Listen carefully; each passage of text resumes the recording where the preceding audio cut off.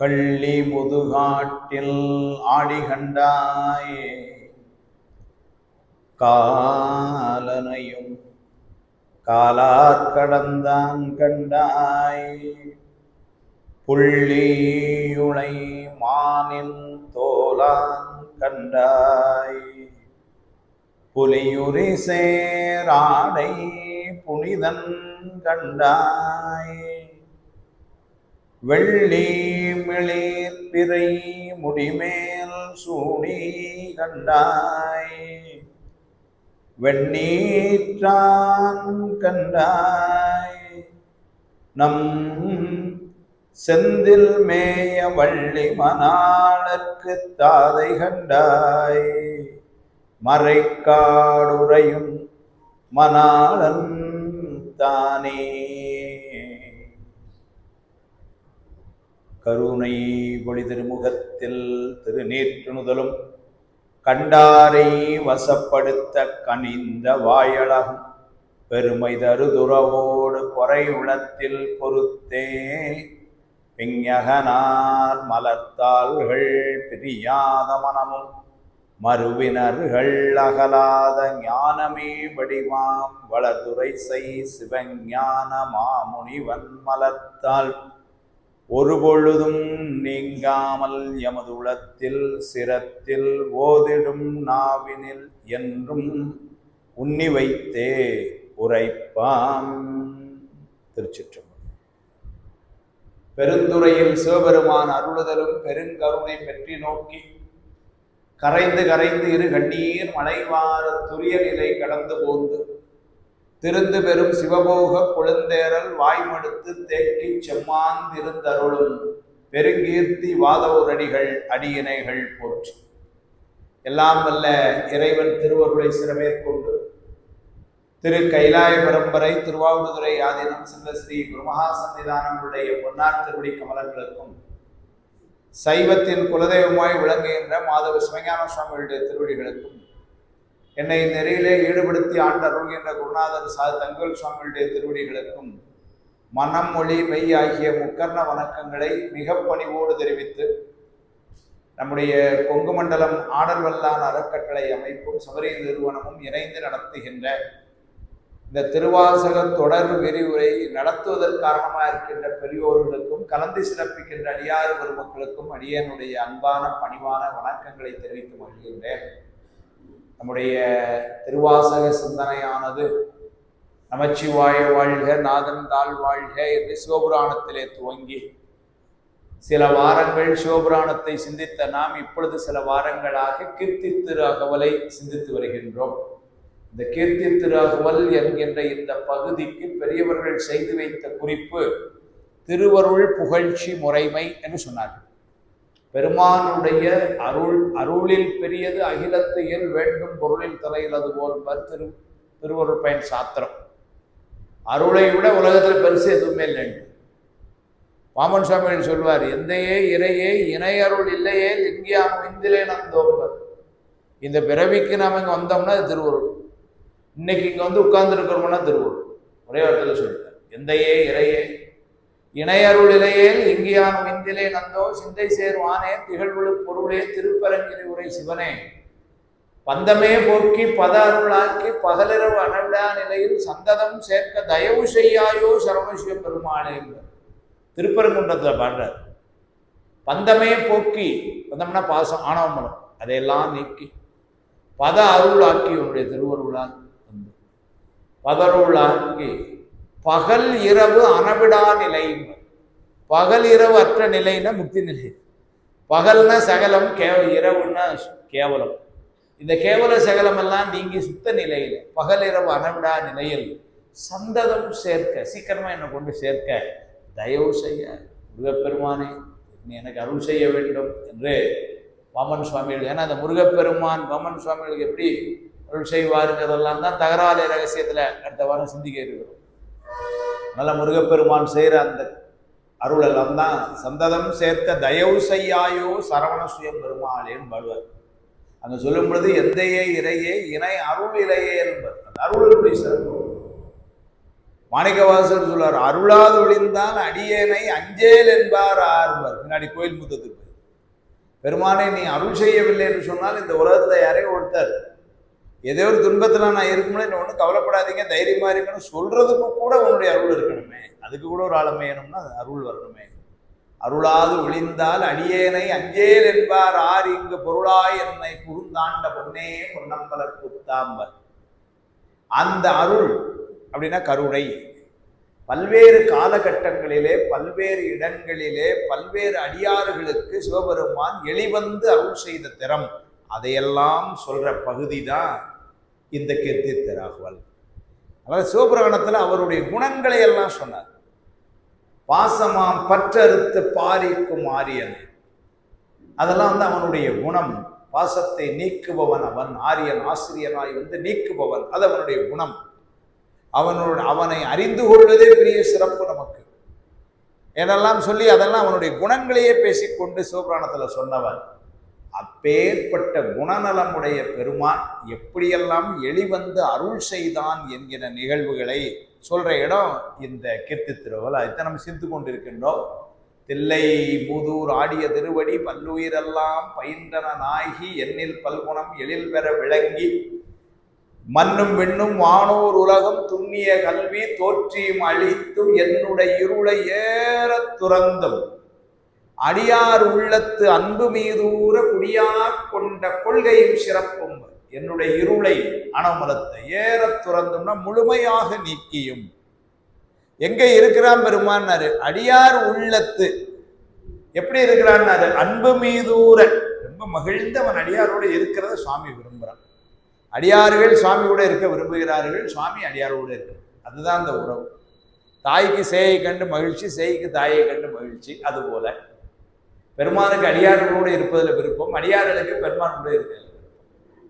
அதனால அடியார் உள்ளத்து அன்பு மீதூர குடியா கொண்டாடினார், அதுவே இடம்னு இருக்கிறான். குடியா கொண்ட கொள்கையும் சிறப்பும் என்று அதையெல்லாம் தான் இதுல சொல்லிக்கிட்டே வரார்.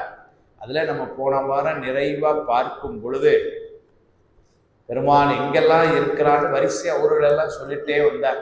அது சொல்லும் பொழுது சேவகனாகி தென்சிலை ஏந்தி பாவகம் பலபல காட்டிய பரிசும் 82வது வரியில சொல்வார்.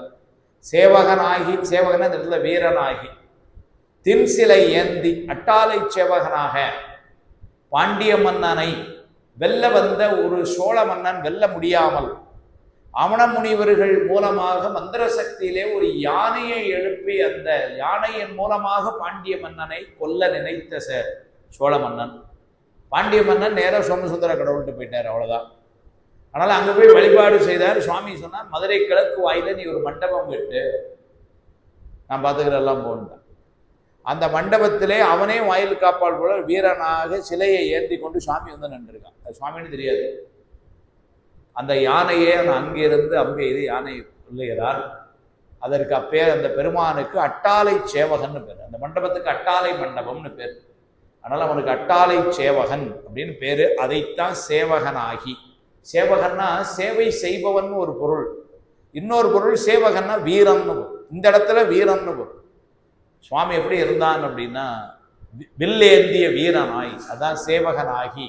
தின் சிலையினர் வலிமையான அந்த வில்லை கையிலே கொண்டு பேராது 1000 பரவி வானோர் எத்தும் பெம்மானை திருவிழா அடியாருக்கு என்றும் வாராத செல்வம் வருவிப்பானை மந்திரமும் தந்திரமும் மருந்துமாகி தீரா நோய் தீர்த்தருள வல்லான் தன்னை திரிபுரங்கள் தீயள தின் சிலை கை கொண்ட போரானை. பெருமான் சிலைன்னா வில்லுன்னு அர்த்தம்.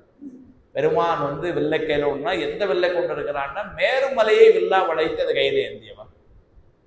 திரிபுரங்களை எல்லாம் வெல்லுவதற்காக மேருமலையவே வில்லாக வளைத்தவன். இன்னொருத்தன் வில்ல வச்சுட்டு இருக்கிறான், அது வேற. கரும்பு வில்லா வச்சுட்டு இருக்கிறான், அவன் மன்மதன், அவன் வேண்டாம்.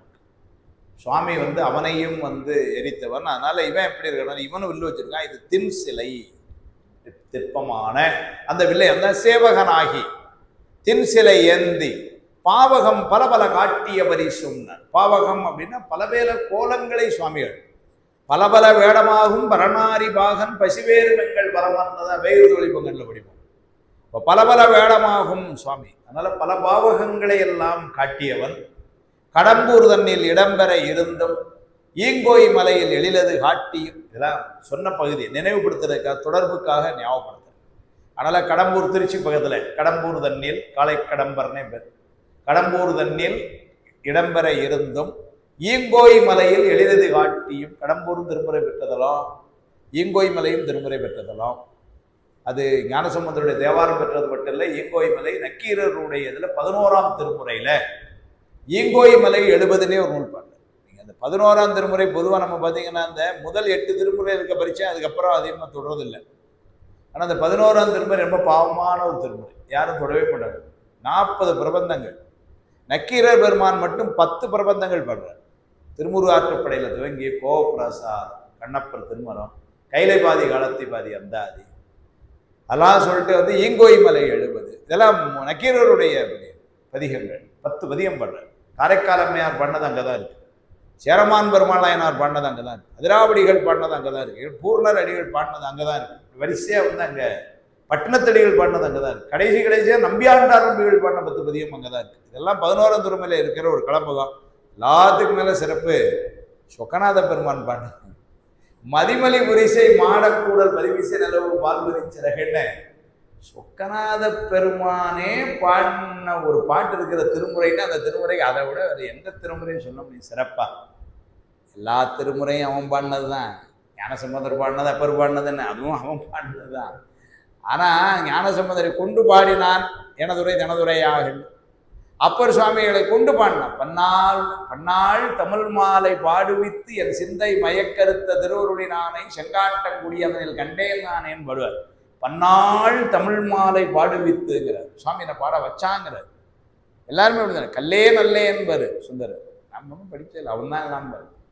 நாயேனை தன் அடிகள் பாடுவித்த நாயகனை பேயனது உள்ள பிழை பொறுக்கும் பெருமையனை மாணிக்கவாசகர். எல்லாருமே என்ன சொல்லிட்டாங்கன்னா, நாங்கள் பாடலை, அவன் கொடுத்தது தான் அப்படின்னு சொல்லிட்டாங்க. ஆனால் இந்த இடத்துல 11 வேணும், அவன் நேரடியாக கொடுத்தார். திருமுகப்பாசுரம் வந்து கடிதம் எழுது. திருப்பாசுரம்னு ஒன்று இருக்கு திருமுறையில், திருமுகப்பாசுரம்னு ஒன்று இருக்கு குறிப்பு. திருப்பாசுரம் என்பது ஞானசம்பந்தர் பாடிய வாழ்க அந்தனர் வானவர் ஆணினம் பதிகம் 12 பாட்டு. அந்த 12 பாட்டுக்கு முதல்ல உரை சொன்னது யார் தெரியுங்களா? சேக்கலார் சாமி. பெரிய புராணத்தில் அந்த 12 பாட்டுக்கும் பொருளே சொல்லிட்டு போறாரு. அப்ப அது வந்து திருப்பாசுரம். இது திருமுகப்பாசுரம். திருமுகப்பாசுரம் என்பது அந்த காலத்தில் அரசர் முதலியோர் பெரியோருக்கு எழுதுகிற கடிதத்துக்கு திருமுகப்பாசுரம். அதனால இது வந்து இவர் சுவாமி பாசுரமா அந்த அப்படி திருமுகப்பாசுரமே 2 எழுதுறாரு. ஒன்று உமாபதி சிவாச்சாரியாருக்கு எழுதி கொடுத்து விட்டார். பெத்தான் சாம்பானுக்கு முக்தி கொடு, அது அவரே எழுதுறாரு. அடியாருக்கு எளியன் தில்லை சிற்றம்பலவன் கொற்றம் குடியாருக்கு எழுதிய கைச்சேட்டு இல்லையா? பெத்தான் சாம்பானுக்கு பேதமர தீக்கை செய்து முக்தி கொடுக்க முறைன்னு எழுதி கொடுத்து விட்டார்.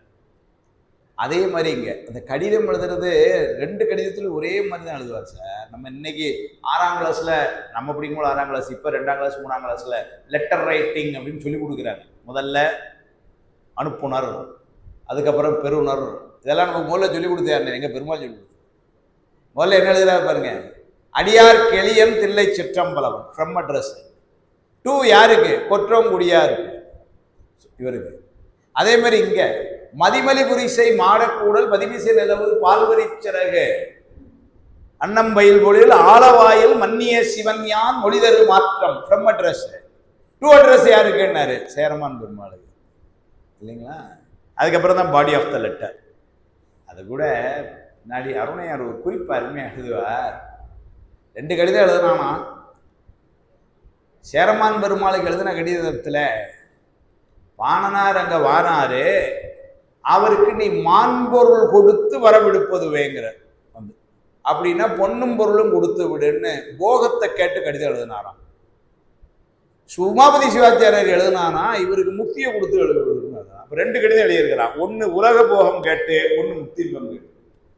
அதுல ரொம்ப சிறப்பு பாருங்க. உலக போகம் கேட்டு எழுதின பொருள் லெட்டர்ல எப்படி தன்னை ஆரம்பிக்கிறார்னா, மன்னிய சிவன் யான் மொழிதரு மாற்றம், மதுரையை சிறப்பா சொல்லி அந்த மதுரைக்கு திறமையா இருக்கிற நான் எழுதுறேன் அப்படின்னு எழுதினார். முக்தி கேட்ட இடத்துல எப்படி எழுதிட்டார் பார்த்தீங்க? அடியாருக்கு எளியன் தில்லை சிற்றம்பலம் அப்படிதான் போடுறாரு.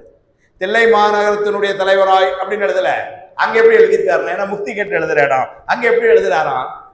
அருணையார் குறிப்புகள் எப்படி எழுதுறாரு பாக்குறாங்க பாட்டு.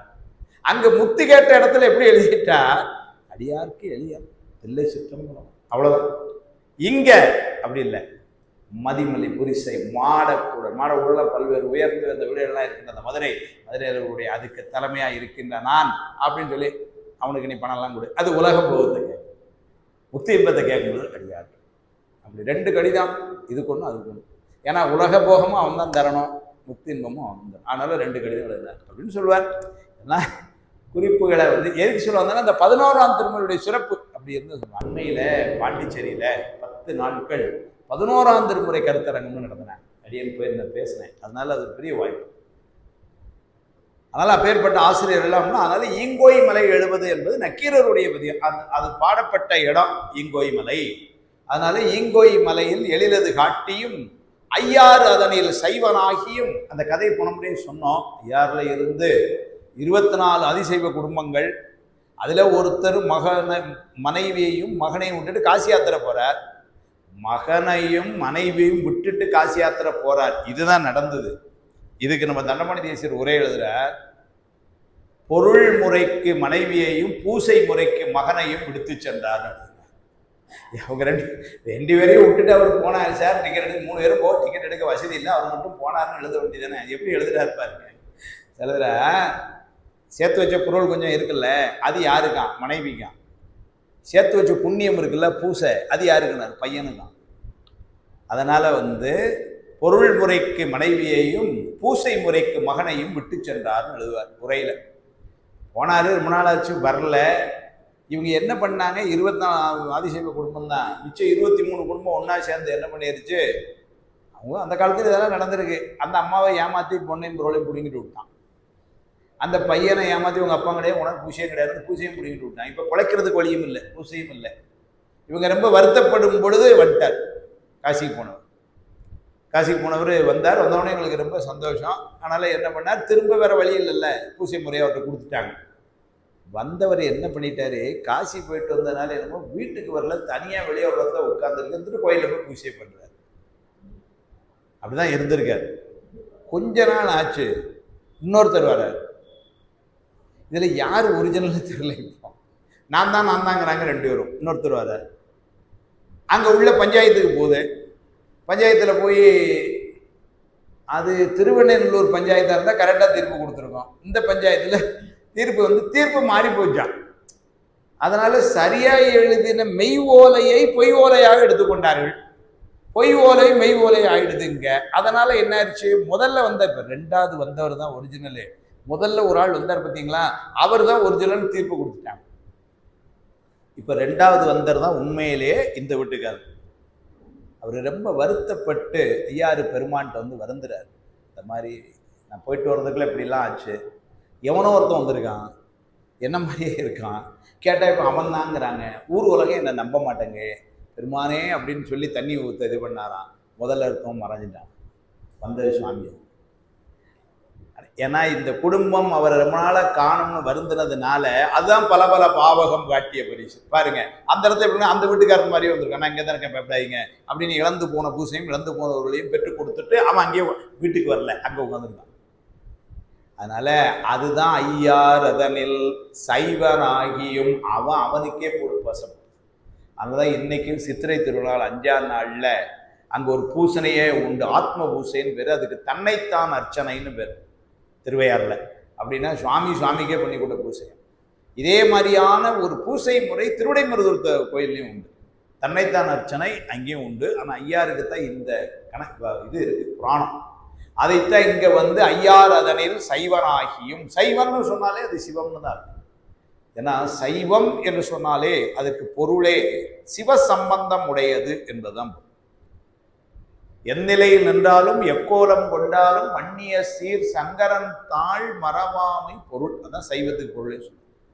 அதனால இங்க ஐயார் அதனில் சைவனாகியும் தானே சைவனாகியும் அருத்தி தன்னில் துருத்தி தன்னில் அருத்தியோடு இருந்தும். துருத்தி இன்னைக்கு குத்தாலம்னு சொல்லக்கூடிய தலம், மயிலாடுதுறை பக்கத்துல எல்லாருக்கும் தெரிந்த தலம். அங்கே சுவாமி அருத்தியோடு, அருத்தியோன்னா விரும்பி அங்க இருக்கிறான். அங்கேயுமா திருவேள்விக்குடியுமா இருப்பான் சுவாமி. அதனால சுந்தரர் என்னை சேர்த்தே போடுவார். திருத்துருத்தியும் திருவேள்விக்குடியும்னே பாடுறார். எல்லாரும் பாடுறாங்க. அதனால துருத்தி உறைவீர் பழனம்பதியா சோற்றுத்துறை ஆழ்வீர் இருக்கை திருவாரூரே உடையீர் மனமைய என வேண்டார். மீளாடிமையில பாடுவார். துருத்திக்கு தனியே பதியமே இருக்கு. ஞானசம்பந்தர் பாடுறார். மாணிக்கவாசர் பாடும்போது உருத்தெரியா காலத்தை உள்புகுந்து என் உளமன்னி கருத்திருத்தி ஊன்புக்கு கருணையினால் ஆண்டு கொண்ட திருத்துருத்தி மேயானை அப்படிதான் பாடுறார். ஆனால் அந்த துருத்தியில அதுதான் துருத்தி தண்ணில் அருத்தியோடு இருந்தும் திருப்பனையூரில் விருப்பனாகியும் திருப்பனையூருங்கிறது நன்னிலம் பக்கத்தில் இருக்கிற தலம். சுந்தரர் பாடியிருக்கார், ஞானசம்பந்தர் பாடியிருக்கார். சுந்தரர் பெருமான கோயிலுக்கு வரும் பொழுது ஞானம் பெருமான் கோயிலுக்கு வெளியே வயல் மேட்டிலே நடன காட்சியை காட்டினான். திருப்பனையூர் ஒரு வரலாறு. கோயிலுக்கு வெளியே அங்க இருக்கிற வயல் காட்டுல நடன காட்சியை சுந்தருக்கு காட்டின இடம் திருப்பனையூர்.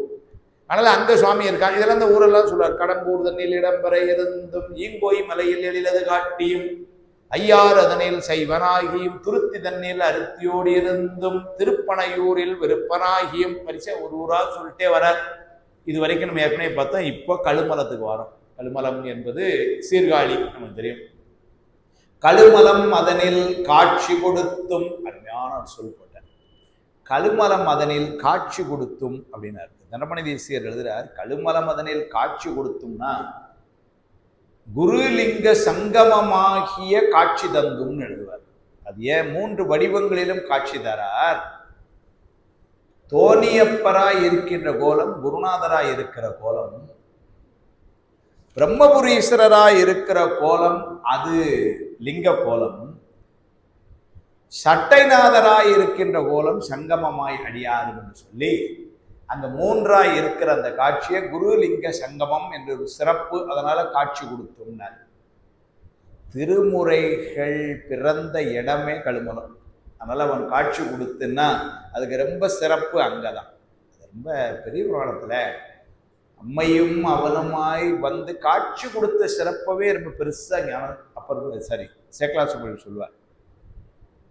கதையெல்லாம் நமக்கு தெரியும். குழந்தை கூட வரேன்னு அவ்வளோ நாள் சொல்லலை, இன்னைக்கு அழுதுச்சு, கூட கூப்பிட்டு வந்தார், அதெல்லாம் தெரியும். அப்பா குளிக்க போனார், அதெல்லாம் தெரியும். குளிக்க போனோன்னு அந்த குழந்தை அழுதுச்சுங்கிறத சேக்கலா சுப்பிரமணியன் சொல்கிற விதமே அதே ரொம்ப, அதாவது ஒரு குழந்தை, அந்த குழந்தை அழுதுச்சு அப்படின்னு இப்போ நம்ம கூட சொல்லலாம், யார் வித்த குழந்தையோ, ஆனால் குழந்தை அழுதுச்சுன்னா நமக்கே ஒரு பாவமாக இருக்குல்ல. யாரையும் ஒரு குழந்தை ரோட்டில் அழுத பார்த்தோம்னு வச்சுக்கோங்க, சங்கடமாக இருக்கு. ஞானசம்பந்தர் அழுதுன்னா அது எப்படி இருந்துருக்கும், அது சொல்கிறார், அருமையாக சொல்கிறார். கண்மலர்கள் நீர் ததும்ப, கண்மலர்கள்ங்கிறார். கண்மலர்கள் நீர் ததும்ப கை மலர்களால் பிசைந்து, அந்த குழந்தை இப்படி அழுதிச்சான். கண்மலர்கள் நீர் ததும்ப கை மலர்களால் பிசைந்து வண்ணமலர் செங்கனி வாய் மணி அதிரம் புடைதுடிப்ப, அதரம் அப்படின்னு அந்த உதடுகள். அதனால வண்ணமலர் செங்கனி வாய் மணி அதரம் புடை துடிப்ப, அந்த உதடு சின்ன குழந்தை பயத்துல இது மாதிரி அழுதுருக்கு. எண்ணில் மறை ஒலி பெருக, அந்த அழுகை சத்தம் எப்படி போச்சுன்னாரு, மறை சத்தம் எங்க எல்லா பக்கமும் கேட்ட மாதிரி இருந்தான். குழந்தையினுடைய அழுகை சத்தம் எப்படி போகுது பாருங்க. எண்ணில் மறை ஒலி பெருக எவ்வுயிரும். நம்ம இந்த ட்ரெயின் எல்லாம் வரும்போது பார்த்தீங்கன்னா எனக்கெல்லாம் அடிக்கடி நடக்கும். என் பெர்த்துக்கு அடுத்த பெர்த்தில் யாராவது சின்ன பிள்ளை ராத்திரி பூரா அழுதுகிட்டே இருக்கும். அது எனக்குன்னே வரும் இல்லைங்களா? ஆனால் அப்போ என்ன ஒன்று, யாரும் பிள்ளைகள் அழுதுட்டு இருக்குதுன்னு வச்சுக்கோங்க, நமக்கு கொஞ்சம் சிரமமாக இருக்கும். சில நேரங்களில் கஷ்டமாக இருக்குது, என்ன பண்ண முடியும் அப்படின்னு கோபமாக இருக்குது நமக்கு. ஊரில் இந்த குழந்தை அழுத உடனே எப்படி இருந்ததுன்னு சேக்கலா சுப்பிரமணியன் அதை படம் எடுத்துருக்கிறார். எண்ணில் மறை ஒலி பெருக எவ் உயிரும் குதுகலிப்பன்னு. இந்த குழந்தை அழுதை கேட்டு எல்லாம் மானுடர்னு சொல்லலை, எவ் உயிரும் குதுகலிப்ப புண்ணிய கன்று. குழந்தை அது எப்பேற்பட்ட குழந்தை, என்னது புண்ணியமான புண்ணிய கன்று அணையவர்தாம் பொறுமி அழுது அருளினார். அழுது அருளினார் அவர். நிறைய அப்புறம் சொல்வார், மெய்மேல் கண் துளி பணிப்ப, அந்த கண்ணு அந்த கண்ணீர் மேல விழுதான். மெய்மேல் கண் துளி பணிப்ப வேறெங்கும் பார்த்தழுவார். வேற எங்கேயும் பார்த்து அழலியா அப்படின்னா என்ன அர்த்தம்? அப்பாவை பார்க்கலன்ட்டு அங்க அழலியா. வேற எங்கேயும் பார்த்து செம்மேனி திருத்தோணி செம்மேனி வெண்ணீற்றான் திருத்தோணி சிகரம் பார்த்து.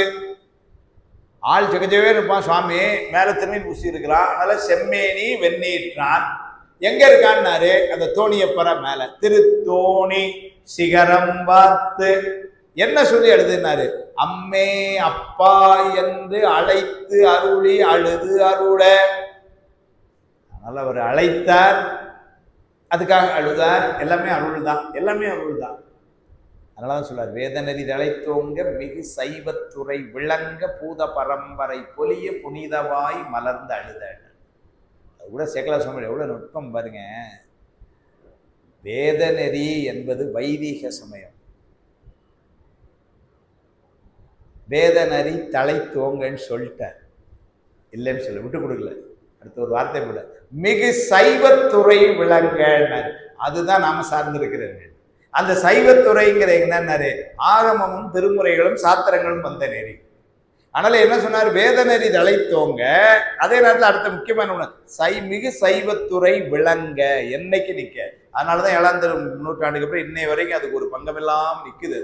மிகு சைவத்துறை விளங்க பூத பரம்பரை பொலிய புனிதவாய் மலர்ந்து அழுதனர். அந்த அழுகைதான் இங்க. இப்படி ஒரு அழுத உடனே அவங்க எப்படி காட்சி கொடுத்தாங்க. அந்நிலையில் அழுத உடனே திருத்தோணி வீற்றிருந்தார். அங்க இருந்த பெருமான் திருத்தோணி வீற்றிருந்தார் அருள் நோக்கால். அங்கிருந்து முன்னிலைமை திருத்தொண்டு முன்னி அவர்க்கு அருள் புரிவான். பொன்மலை வள்ளியும் தாமும். பொன்மலைன்னா கைலாயம், கைலாயத்தில் கொடுக்குற வள்ளின்னா கூட இருக்கிற உமையம்மையார். பொன்மலை வள்ளியும் தாமும் 2 பேரும் வந்தாங்களாம். பொறுவிடை மேல் எழுந்தருளி. இடபவாகனத்தில் அவங்களுக்கு வெஹிக்கிளை தான் டக்குன்னு உடனே இடபவாகனத்தில் ஏறினாங்க, நேர சீராளிக்கு வந்துட்டாங்க. பொறுவிடை மேல் எழுந்தருளி சென்னி இளம்பிறை திகழ செழும் பொய்கை மருகனைந்தார். அந்த குளத்தன் கரைக்கு 2 பேரும் இறங்கினாங்க, காட்சி கொடுத்தாங்க. அப்படியெல்லாம் ஞானசம்பந்தருக்கு காட்சி கொடுத்த கழுமலம். ஆனா இவர் சொல்ற அர்த்தம் கழுமதம் அதனில் காட்சி கொடுத்தருள்னா ஞானசம்பந்தர் காட்சி கொடுத்த செய்தி இங்க சொல்லலை. ஏன் அப்படின்னா காலத்தால் இவர் முந்தி இருக்க வேண்டும் ஒண்ணு. எங்கேயுமே இவருடைய எதிர்களில் ஞானசம்பந்தர் பற்றி குறிப்புகள் கிடைக்கல. அப்படின்னா இவர் காலத்தால் ஞானசம்பந்தருக்கு முற்பட்டவர் அப்படின்னு தான் பெரும்பாலும் உணர் கருத்தார். மறைமலையடிகள் இவருடைய காலம் 3ஆம் நூற்றாண்டு எழுதுறார். அனவரதம் பிள்ளை 1ஆம் நூற்றாண்டு எழுதுறார். விநாயகம் பிள்ளை 2ஆம் நூற்றாண்டுன்னு எழுதுறாங்க. இவங்க எல்லாமே காலத்தால ஞானசம்பந்தர் அப்ப இருக்கெல்லாம் இவர் முந்தியவர் அப்படின்னு எழுதுறாங்க ஒரு காலம். ஆனாலும் இந்த இடத்துல கழுமல மதனில் காட்சிங்கிறது தனக்கு கொடுத்த காட்சி. ஏன்னா திருப்பெருந்துறையில இருந்து அவர் கடைசியா இவங்களெல்லாம் போகும் பொழுது சுவாமி என்ன பண்றார்? நீ கொஞ்ச நாள் இங்க இரு, நம்ம எல்லாரும் வாதவர்களும் படிச்சோம், நீ கொஞ்ச நாள் இங்க இரு, சில தலங்களை எல்லாம் நான் சொல்றேன், அந்த தலங்கள்லாம் நீ போய் வழிபாடு செய்து திருப்பெருந்துறையில குருநாதரா கொடுத்த காட்சியை நான் உனக்கு அங்க எல்லாத்துக்கும் தாரேன். அதனால உத்தரகோசமங்கையில இருந்து ஆரம்பிச்சு ஒவ்வொரு தலமா அவர் சொல்றார். உத்தரகோசமங்கை சொல்றார், அதுக்கப்புறம் அப்படியே இங்க வரும்பொழுது இந்த கழுமலம் சொல்றார், திருவாரூர் சொல்றார், திருவண்ணாமலை சொல்றார், திருக்கழுக்குன்றம் சொல்றார், அப்புறம் தான் சிதம்பரத்துக்கு வரார். அதுக்கு நடுவில் வரும்பொழுது திருவிடைமுருகனுக்கு போறார், திருவாவடுதுறைக்கு வரார், இதெல்லாம் வருது. ஆனாலும் அந்த காட்சி கொடுத்த அந்த செய்தியத்தான் அங்க கழுமலம் மதனில் அப்படின்னு சொல்லி அங்க பாடி அந்த கழுமலத்துல காட்சி கொடுத்த செய்திய அங்க சொல்றார். இதுலயும் சொல்வார் கழுமலம் வந்த அந்த செய்திய. அப்பொழுது அப்பதி தொழுத பின்னர் அன்புடன் ஆரூர் எய்தி. அப்பதிங்கிறது திருவிடைமுருகூர்ல வழிபாடு செஞ்சு திருவாரூர் போயிட்டு சீராளிக்கு வாராராம். அது சொல்றாரு. அப்பதி தொழுத பின்னர் அன்புடன் ஆரூர் எய்தி திருவாரூர் போய் அங்கதான் திருப்புலம்பல பாடுறார். அங்கதான் திருப்புலம்பல உற்றாரை யான் வேண்டேன் ஊர் வேண்டேன் பாடினது அங்க. செப்பரு மலர்த்தாள் போற்றி திருப்புலம்பல் ஓதி அங்க போய் திருவாரூர் பெருமானை பார்த்து திருப்புலம்பல் அங்க பாடி எய்ப்பறை இறைஞ்சி அண்ணல் எம்பிய பதிகள் எல்லாம் தப்ப அற வணங்கி, எல்லா பதிகளும் விடாம வணங்கி தடம் அதில் புகழி சேர்ந்தார். சீர்காழி வந்துட்டார். அங்கதான் அந்த கழுமலத்துக்கு வந்து அங்க வந்து பிடித்தபத்தை பாடுறார். சீர்காழி தான் பிடித்தபத்து பாடினது. அது சொல்ற குன்றன வயங்கு கோயில். குன்றன மலை நட்டம். சீர்காழி கோயில் மலை மாதிரி இருக்கு, அவ்வளவு பெரிய கோயில்ங்கிறார். குன்றன வயங்கு கோயில் கோபுர வாயில் நீங்கி உள்ள கோயில் சென்றுயர் கைலையான செய்தி கண்டு. கோயில் கோபுரத்திலிருந்து உள்ள அவ்வளவு தூரம் போகும்போது ஏதோ கைலாய மலை மாதிரி ஒரு தெரிஞ்சுதான், அப்படி மலை போல இருக்கு இந்த கோயில்னு. அதனால கைலையான செய்தி கண்டு இறைஞ்சும் எல்லை மன்றிடை நடித்த பாதம். மன்றிடை நடித்த அப்படின்னா தில்லையிலே நடனமாடுகின்ற பெருமான். மன்றிடை நடித்த பாதம் மலர் அடி பிடித்து கொண்டு அவருடைய திருவடிவே மனசில் நினைத்து கொண்டு பின் திகழ் சடையோன் முன்னர். பின்னாடி சடை வச்சிருக்கிற பெருமானுக்கு முன்னாடி போய் நின்று பின் திகழ் சடையோன் முன்னர் பிடித்த பத்து அருளி செய்தார். அங்கதான் வந்து உம்பர்கட்கரசே ஒளிவர நிறைந்த யோகமே உத்தையந்தனக்கு வம்பன பழுத்தென் குடிமுழுதாண்டு வாழ்வர வாழ்வித்த மருந்தே செம்பொருள் துணிவே சிறுடை கடலே செல்வமே சிவருமானே எம்பொருட்டு உன்னை சிக்கன பிடித்தேன். அங்கதான் அந்த பதிகம் பூராவுமே சிக்கன பிடித்தேன் அப்படின்னு தான் ரொம்ப விடைவிடாது உகந்த வெண்ணவர் போவே வினையனுடைய மெய்ப்பொருளே உடைவிடாத அடியேன் முத்தர மன்னாய் முழு புழு குரம்பையில் கிடந்து கடைவிடா வண்ணம். இந்த உடம்புலேயே கிடந்து இந்த உலகத்துல அப்படியே நான் கிளார போயிடாம என்னை காப்பாத்தினது நீ. கடைவிடா வண்ணம் காத்தனை யாண்ட கடவுளே கருணைமா கடலே இடைவிடாது உன்னை சிக்கன பிடித்தேன் எங்கிருந்து அருள்வதினே. அதனாலதான் பால் நினைந்து விட்டும் எல்லாம் பாடுறார். அப்படியே வந்து அதனால அங்க அந்த காட்சியத்தான் இங்க கழுமல மதனில் காட்சி கொடுத்தோம்னா தனக்கு கிடைத்த காட்சி. திருக்கழுமலத்துல சீர்காழியில பெருமானை இவர் கண்டு வழிபாடு செய்து பிடித்த பத்து பாடின அந்த நிகழ்வை தனக்கு அருள் புரிந்த பெருமானை நினைக்கிறாருங்க கழுமல மதனில். இந்த கழுமலத்துக்கு இன்னொரு பெரிய சிறப்பு என்னன்னா சுந்தரருக்கும் காட்சி கொடுக்குறார். அந்த காட்சியும் ரொம்ப ஒரு சிறப்பு. என்னன்னா சுந்தரர் சீர்காழிக்கு வார ஊருக்குள்ள வரல. ஏன்னா இது ஞானசம்பந்தருடைய திருவடிப்பட்ட இடம்னு சுந்தரர் அங்க கால் வைக்கிறதுக்கு அஞ்சுறார். எவ்வளவு ஒரு பக்தி நெறியில இருந்திருக்காங்க. ஞானசம்பந்த பெருந்தகையாருடைய திருவடி கீழப்பட்ட இடம், அதுல நமக்கு அந்த இடத்த மிதிச்சிடப்படாதுன்னு சீர்காழி கோயிலை பார்க்கலன்னாலும் பரவாயில்லன்னு அந்த ஊருக்குள்ள போகாம பைபாஸ்ல அவுட் சைடில் அவுட்டர் ரோட்ல போறாரு. அப்பவே இந்த ரிங் ரோட்ல இருந்திருக்கும் போல அந்த ரோட்ல எங்க போயிட்டார். நேரம் உள்ள வர வேண்டாம். பிள்ளையார் திரு அவதாரம் செய்த பெரும்புகலி உள்ளும் நான் மிதியேன் என்று ஊர் எல்லை புறம் வணங்கியவர் சேக்கலா சொன்னார். அப்படி போய் வணங்க சுவாமி எவ்வளவு கருணை பாருங்க. சுவாமி அம்பாளுமா சுந்தரர் இருந்த இடத்துக்கு போய் காட்சி கொடுத்து சீராளி உள்ள கூட்டு வந்தான். எப்படி ஒரு காட்சி கொடுத்துருக்காங்க. மாதும் தாமும் எழுந்தருளியும். சுவாமி என்ன பண்ணா சுந்தரர் மேல அவனுக்கு இருக்கிற அன்பு. அதனால் அது இன்னொரு செய்தியும் கூட. அடியாரை இவ்வாறு போற்றுகின்றவர்களை சுவாமி அப்படி காப்பாற்றுறார். அது ஒரு செய்தி. ஞானசம்பந்தர் போன்ற ஒரு அருளாளரை வணங்குகின்ற பாங்குக்கு சுவாமி கொடுக்கிற பரிசு அவங்க கோயிலுக்கு போகணும்னு இல்லை, அவங்க இடத்துக்கு சுவாமி வாரான். அதனால சுந்தரர் தங்கி இருந்த இடத்துக்கு வந்து சுவாமி காட்சி கொடுத்தான். இதேதான்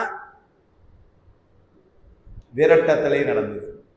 அப்பர் சுவாமிகள் கை தூண்டி செஞ்ச இடம்னு உள்ள போறது தயங்கிட்டார் சுந்தரர். உடைய அரசு உளவார படையாளி, உடைய அரசு உலகேத்தும் உளவார படையாளி கைத்துண்டு செஞ்ச இடம். அதனால அங்க போய் கால் மிதிக்கப்படாதுன்னு என்ன பண்ணிட்டார். ஊர் எல்லை புறம் அங்கேயும் வணங்கி சித்தவட மடத்துல போய் தங்குறாரு. அங்க சித்தவட மடத்துல தங்கினா சுவாமி அங்க வந்து இவ்வளவு பெருசு பாருங்க, அந்த திருவடி தீட்சியை வந்து அவர் தலைமையில கால வைக்கிறார். அடியார்களை அருளாளர்களை வணங்கினாலே சுவாமி அப்படி ஒரு அருள் வந்து செய்யறான். பெரிய சிறப்பு. அதனால கழுமலம் மதனில் காட்சி கொடுத்தும் கழுக்குன்று அதனில் கழுமலத்துல இவ்வளவு அப்ப ஞானசம்பந்தருக்கு கிடைச்சிருக்குது, சுந்தரருக்கு கிடைச்சிருக்குது. இது தனக்கு கிடைச்ச காட்சியை தான் அங்க பேசுறாரு. அதனால கழுமலம் அதனில் காட்சி கொடுத்தும் கழுக்குன்று அதனில் வழுக்காது இருந்தும். கழுக்குன்றத்துல இப்ப இந்த சீர்காழி எல்லாம் வழிபாடு செஞ்சு அவர் எங்க எப்படின்னா தில்லைக்கு வர முன்னாடி அடுத்தால கழுக்குன்றம் வாரார். அதையும் செய்யறாரு. அண்ணாமலையெல்லாம் வழிபாடு செய்துட்டு திருக்கழுக்குன்றம் வர்றதை சொல்வார். தில்லையில வழிபாடு திரு அண்ணாமலைக்கு வருவார். திருவண்ணாமலை வர்ற நேரம் தான் வந்து அந்த திருவாதிரை காலம். அதனால் அந்த பெண்கள் குழந்தைகள் எல்லாம் காலையில் எழுந்திரிச்சு குளிக்க போகிறதும், சாமியை பாடுறதும், குளிக்கிற இடத்துல சுவாமியை பாடுறதும், குளிச்சுட்டு கோயிலுக்கு வாரதையும் இதெல்லாம் பார்த்து தான் திருவம்பாவை நமக்கு படி வச்சார். மாதர்கொள் மாதரெல்லாம் மார்கழி திங்கள் தன்னில் ஆதிரை நாள் முன் ஈரைந்து ஆகிய தினங்கள் தம்மில். மாதர்கொள் மாதரெல்லாம் அங்குள்ள பெண்கள் எல்லாம் குழந்தைகள் எல்லாம், நான் வெறுமனம் மாதர்னு சொன்னாலே இளம் பெண்ணுன்னு தான் பொருள். வயசானவங்கள மாதர் அப்படின்னு சொல்றது இல்லை. அது வந்து தமிழ் இலக்கணத்தில் நம்ம எல்லாத்தையும் மாதர்னு சொல்லிக்கிறோம். இலக்கணம் சுத்தமாக பொருள் கொண்டு பேசினா மாதர் அப்படின்னா அது வந்து இளம் பெண்ணுன்னு பொருள். அதனால் மாதர்கொள் மாதர்கள் இல்லைன்னா போனெல்லாம் சின்ன சின்ன குழந்தைங்க எல்லாம் வந்து கன்னிப்பெண்கள் தானே. அதனால் மாதர்கொள் மாதர் எல்லாம் மார்கழி திங்கள் தன்னில் ஆதிரை முன்னாள் ஈரைந்துங்கிறார். திருவாதிரைக்கு 10 நாளைக்கு முன்னாடி அந்த 10 நாட்களா ஆகிய தினங்கள் தம்மின் மேதகு மனைகள் தோறும் அழைத்து, மேதகு மனைகள் தோறும் அழைத்து ஒவ்வொரு குழந்தையும் அடுத்தடுத்த வீட்டில் போய் அந்த பிள்ளைங்களை எழுப்பி கொண்டு அழைத்து இருள் விடிவதான போது இவர் தம்மில் கூடி புனல் தடமாடல் செய்வார். போய் அதனால அங்கே குளிக்க போனாங்க, அதெல்லாம் சொன்னாரு. அங்கே அதனால திருவம்பாவை பாடி, திரு அம்மானை பாடி, இதெல்லாம் வந்து திருவண்ணாமலையில சொல்றார். அன்னவர் இயல்பு கண்டார், அந்த பிள்ளைங்களுடைய இயல்பு கண்டார்னார். எவ்வளவு பக்தியா இருக்காங்க அந்த குழந்தைங்கள்லாம். 8ஆம் கிளாஸ் 9ஆம் கிளாஸ் படிக்கிற பிள்ளைங்கள்லாம் எப்படி இருக்குது, 12 வயசு 14 வயசுல இப்படி இருக்காங்களே. அது சொல்றார். அன்னவர் இயல்பு கண்டார் அங்கு அவர் புகன்றதாக அந்த பிள்ளைங்க பேசின செய்திகளை மன்னிய திருவம்பாவை வாசகம் பேசி, அதான் திருவம்பாவையா நமக்கு ஆதியும் அந்தமும் எல்லாரும் பெரும் சோதி நமக்கு கொடுத்தது பண்ணி கன்னியர் பாடி ஆடும் கவின்குளம் மனை கண்டு. இந்த பிள்ளைங்க எல்லாம் கன்னிப்பெண்லாம் வீட்டுக்குள்ள ஏதோ விளையாடிட்டு இருக்காங்க, இண்டோர் கேம்ஸ் வீட்டுக்குள்ள. அது என்ன திருவம்மானை விளையாடுதாமா, அது சொல்றாரு. கன்னியர் பாடி ஆடும் கவின்குளம் மனை கண்டு அன்னர் பண்ணிய பாடலாக அம்மனை பாடல் செய்தார். திரு அம்மானை அப்படிதான் பாடினார். சொல்லிட்டு அங்கிருந்து திருவண்ணாமலையிலிருந்து கிளம்பி கழுக்குண்டது வாரார். அதுதான் கழுக்குண்டது. விரவு மன்பு உடையார் அந்த மேதகு தலத்தை நீங்கி திருவண்ணாமலையிலிருந்து கிளம்பி பரிவுடன் கச்சி ஏகம்பரம் தன்னில் பரனை ஏத்தி, கச்சி காஞ்சிபுரத்தில் வழிபாடு செஞ்சிருக்கிறார். காஞ்சிபுரத்தில் வழிபாடு செஞ்சு திருப்பொற்சுண்ணத்தில் காஞ்சியை வந்து நிறைய சொல்லுவார். அருணையார் கூட ஒரு குறிப்பா எழுதியிருக்கிறார். இதை வந்து முன்னவர்கள் எல்லாம் ஏன் காஞ்சியில அருள்னதாக சொல்லவில்லை என எனக்கு தெரியவில்லைங்கிறார். ஏன்னா திருப்பொற்சுண்ணத்துல பல பாட்டில் வந்து அவங்க இடிக்கிறதெல்லாம் வந்து சொல்லும் பொழுது, காசனி மீன்கள் உலக்கையெல்லாம் காம்பனி மீன்கள் கரை உரலை தேசம் நேசமுடைய அடியார்கள் நின்று நிலாவுக என்று வாழ்த்தி தேசம் புகழ்ந்தாடும் கட்சி ஏகம் நன்னைங்கிறது. அப்படியே நிறைய இடங்கள்ல தேசம் புகழ்ந்தாடும் கட்சி அப்படின்லாம் வந்து கட்சியை பாடுறாரு. ஆனா இந்த பாட்டு பாடினது தில்லையிலன்னு தான் சொல்லியிருக்காங்க. அருணையார் திருப்பொற்சுண்ணத்துக்கு உரை எழுதும் பொழுது ஒரு குறிப்பை சொல்வார். இந்த பாட்டு அடுத்த பாட்டிலெல்லாம் இப்படி இருக்கிறத பார்த்தா என்னமோ தெரியல, பெரியவர்கள் கட்சின்னு ஏன் சொல்லலைன்னு எனக்கு தெரியல அப்படின்ட்டு போயிட்டார். அவர் அதை கட்சின்னு சொல்லாம அவங்கெல்லாம் அப்படி செஞ்சிருக்கிறாங்க அதுதான் அப்படின்னு உரை எழுதுறாரு. அது பெரியவங்க நாகரிகம். ஆனால் அங்க சொல்றார், பரிவுடன் கட்சி ஏகாம்பரம் தன்னில் பரனை ஏத்தி தெரிவரும் காம கோட்டி சீரடி வணங்கி, காமக்கோட்டத்தை வணங்கி சீரடி வணங்கி தேவர் வர நினைந்து இறைஞ்சும் வன் திருக்கழுக்குன்றில் சென்றார். தேவர்களும் வந்து இறங்கி நின்று வழிபாடு செய்வதற்கு விரும்புகிற தலமா திருக்கழுக்குன்றம். தேவர் வர நினைந்து இறைஞ்சும் தெய்வ வன் திருக்கழுக்குன்றம். அங்க வந்த திருக்கழுக்குன்றத்துல சுவாமி காட்சி கொடுக்கார். இங்கே சொல்றார், கழுக்குன்ற அதனில் வழுக்காது இருந்தும்ங்கிறார் இல்லையா. அங்க காட்சி கொடுத்ததை இவரே பதிகமாவே பதிவு செஞ்சார். திருக்கழுக்குன்ற பதிகம் அப்படின்னே பாடுறார். அது கூட பார்த்தீங்கன்னா அதுல 10 பாட்டு இல்லை 7 பாட்டு தான் இருக்கு. ஆனா கழுக்குன்ற பதிகம்னு பேர், பதிகம்னு பேர் இருந்தா 10 பாட்டா இருக்கணும். பழைய திருப்பெருந்துறை புராணத்திலே கழுக்குன்ற பதிகம்னு தான் குறிப்பு வருது. அதற்கு முன்னமே அகத்திய சூத்திரத்திலையும் சீர்காழி தாண்டவராயருடைய பழைய உரையிலையும் காட்சி பத்தாம்னு இருக்கு பேர். அதனால தண்டமணி தேசியர் என்ன சொல்றார், காட்சி 10ன்னு தான் பேர் இருந்து கழுக்குன்ற பதிகம்னு ஊற வச்சு ஆயிருக்கும் போல எழுதுறாரு. ஆனா அங்கேயும் காட்சி 10ஆம்னு சொல்றதுனால 10 பாட்டு இருந்திருக்குன்னு தெரியுது. பின்னாடி ஓலைச்சோடியிலேருந்து ஏதோ நமக்கு வரும் பொழுது 3 பாட்டு கிடைக்கல, அப்படிதான் சொல்லணும். எவ்வளவோ தேவாரத்தில் படிக்காம போன மாதிரி இதுலேயும் ஒன்று. ஏன்னா அது காட்சி 10ன்னும் விறகுக்குன்ற பதிகம் என்றும் அப்படிலாம் சொன்னால் 10 பாட்டு தான் இருந்திருக்கணும். ஆனால் 7 தான் கிடைச்சது. ஆனால் அதை எனக்கு பாடினார்னு சொல்றார். அதனால அங்கே பாடினதை இவர் பதிவு பண்றார். கோட்டிதழ் கமலும் கொன்றை சென்னியன் குலவும் அன்பர் சூட்டிய மலர்த்தாள் போட்டி துணைவ நின் செய்ய மேனி காட்டினை. ஒரே வார்த்தையில் சொல்லிட்டேன், பெருமானே உன்னுடைய திருமேனியை தான் பார்க்கணும்னு அழுதுட்டே வந்தேன், கழுக்குன்றத்துல நீ காட்டினாயின்னு சொல்லிட்டார், பதிவு பண்ணிட்டார். செய்ய மேனி, செய்யனா சிவந்த மேனின்னு அர்த்தம். அவருடைய திருவடி அந்த மேனி அழக அப்படியே காட்டினார். செய்ய மேனி காட்டினை கலங்கா வண்ணம், நான் கலங்காத வண்ணம். அதை கழுக்குன்ற பதிகத்திலே அந்த வார்த்தை அப்படியே போடுவார். அர்த்தம் எடுத்து கடவுள் பாடுறார். மலங்கினேன் கண்ணின் நீரை மாற்றி மலங்கெடுத்த பெருந்துரை விளங்கினேன் வீணை கேடனே இனிமேல் விளைவதறிந்தினேன் இலங்குகின்ற நின் செவடி இரண்டும் வைப்பிடம் இன்றியே கலங்கினேன் கலங்காமலே வந்து காட்டினாய் கழுக்குன்றிலே. அது என்ன சொல்ற, கலங்கினேன். உண்மையிலே அது பொருள் தெரிஞ்சு பாடும்போது, ஏன்னா நீங்கள் பாடும் பொழுது நம்ம என்னமோ எதுகை மூனைக்காக வரி அமைப்புகள் எப்படி இருக்கு அப்படியே பாடிவிடும். நம்ம சிவபுராணம் பாடும்பொழுது கூட சொன்னோம், நலந்தான் இல்லாத சிறியருக்கு நல்கி அப்படின்னா நிற்கணும். அப்புறம் நிலந்தன் மேல் வந்தருளினா கறந்தவால் கண்ணொலோடு நெய் கலந்தார் போல, அதுக்கப்புறம் சிறந்த அடியார்னு பேசக்கூடாது. கறந்தவால் கண்ணலோடு நெய் கலந்தார் போல சிறந்து அடியார் உள்ளது, அப்படிதான் பிரிக்கணும். அப்படி வாசிச்சோம், அப்படி படிக்க பழகிட்டோம்னு வச்சுக்கோங்க, பொருள் அதில் இது. அதனால கலங்கினேன் கலங்காமலே இலங்குகின்ற நின் சேவடிகள் இரண்டும் வைப்பிடம் இன்றியே கலங்கினேன். ஏன்னா அந்த திருவடியை காணணும்னு அந்த கலங்கினேன்னு நிற்கணும். அதுக்கப்புறம் அவன் என்ன பண்ணான்னு, கலங்காமலே வந்து காட்டி நான் கழுக்குன்றிலே, நான் கலங்கினேன், நான் கலங்காத வண்ணம் அவன் வந்து காட்டினான். அந்த செய்தி அப்படிங்க போட்ட செய்யமேனி காட்டினை கலங்கா வண்ணம் இக்கழுக்குன்றில் என்று பாட்டினை பொழிந்து செந்நாள் பயின்று பின் பணிந்து போந்தார். கொஞ்ச நாள் திருக்கழுக்குன்றத்துல இருந்து அதுக்கப்புறம் அங்க இருந்து போறார். நம்ம கழுக்குன்றம் வந்தது இருந்தெல்லாம் தெரிஞ்சு போச்சு.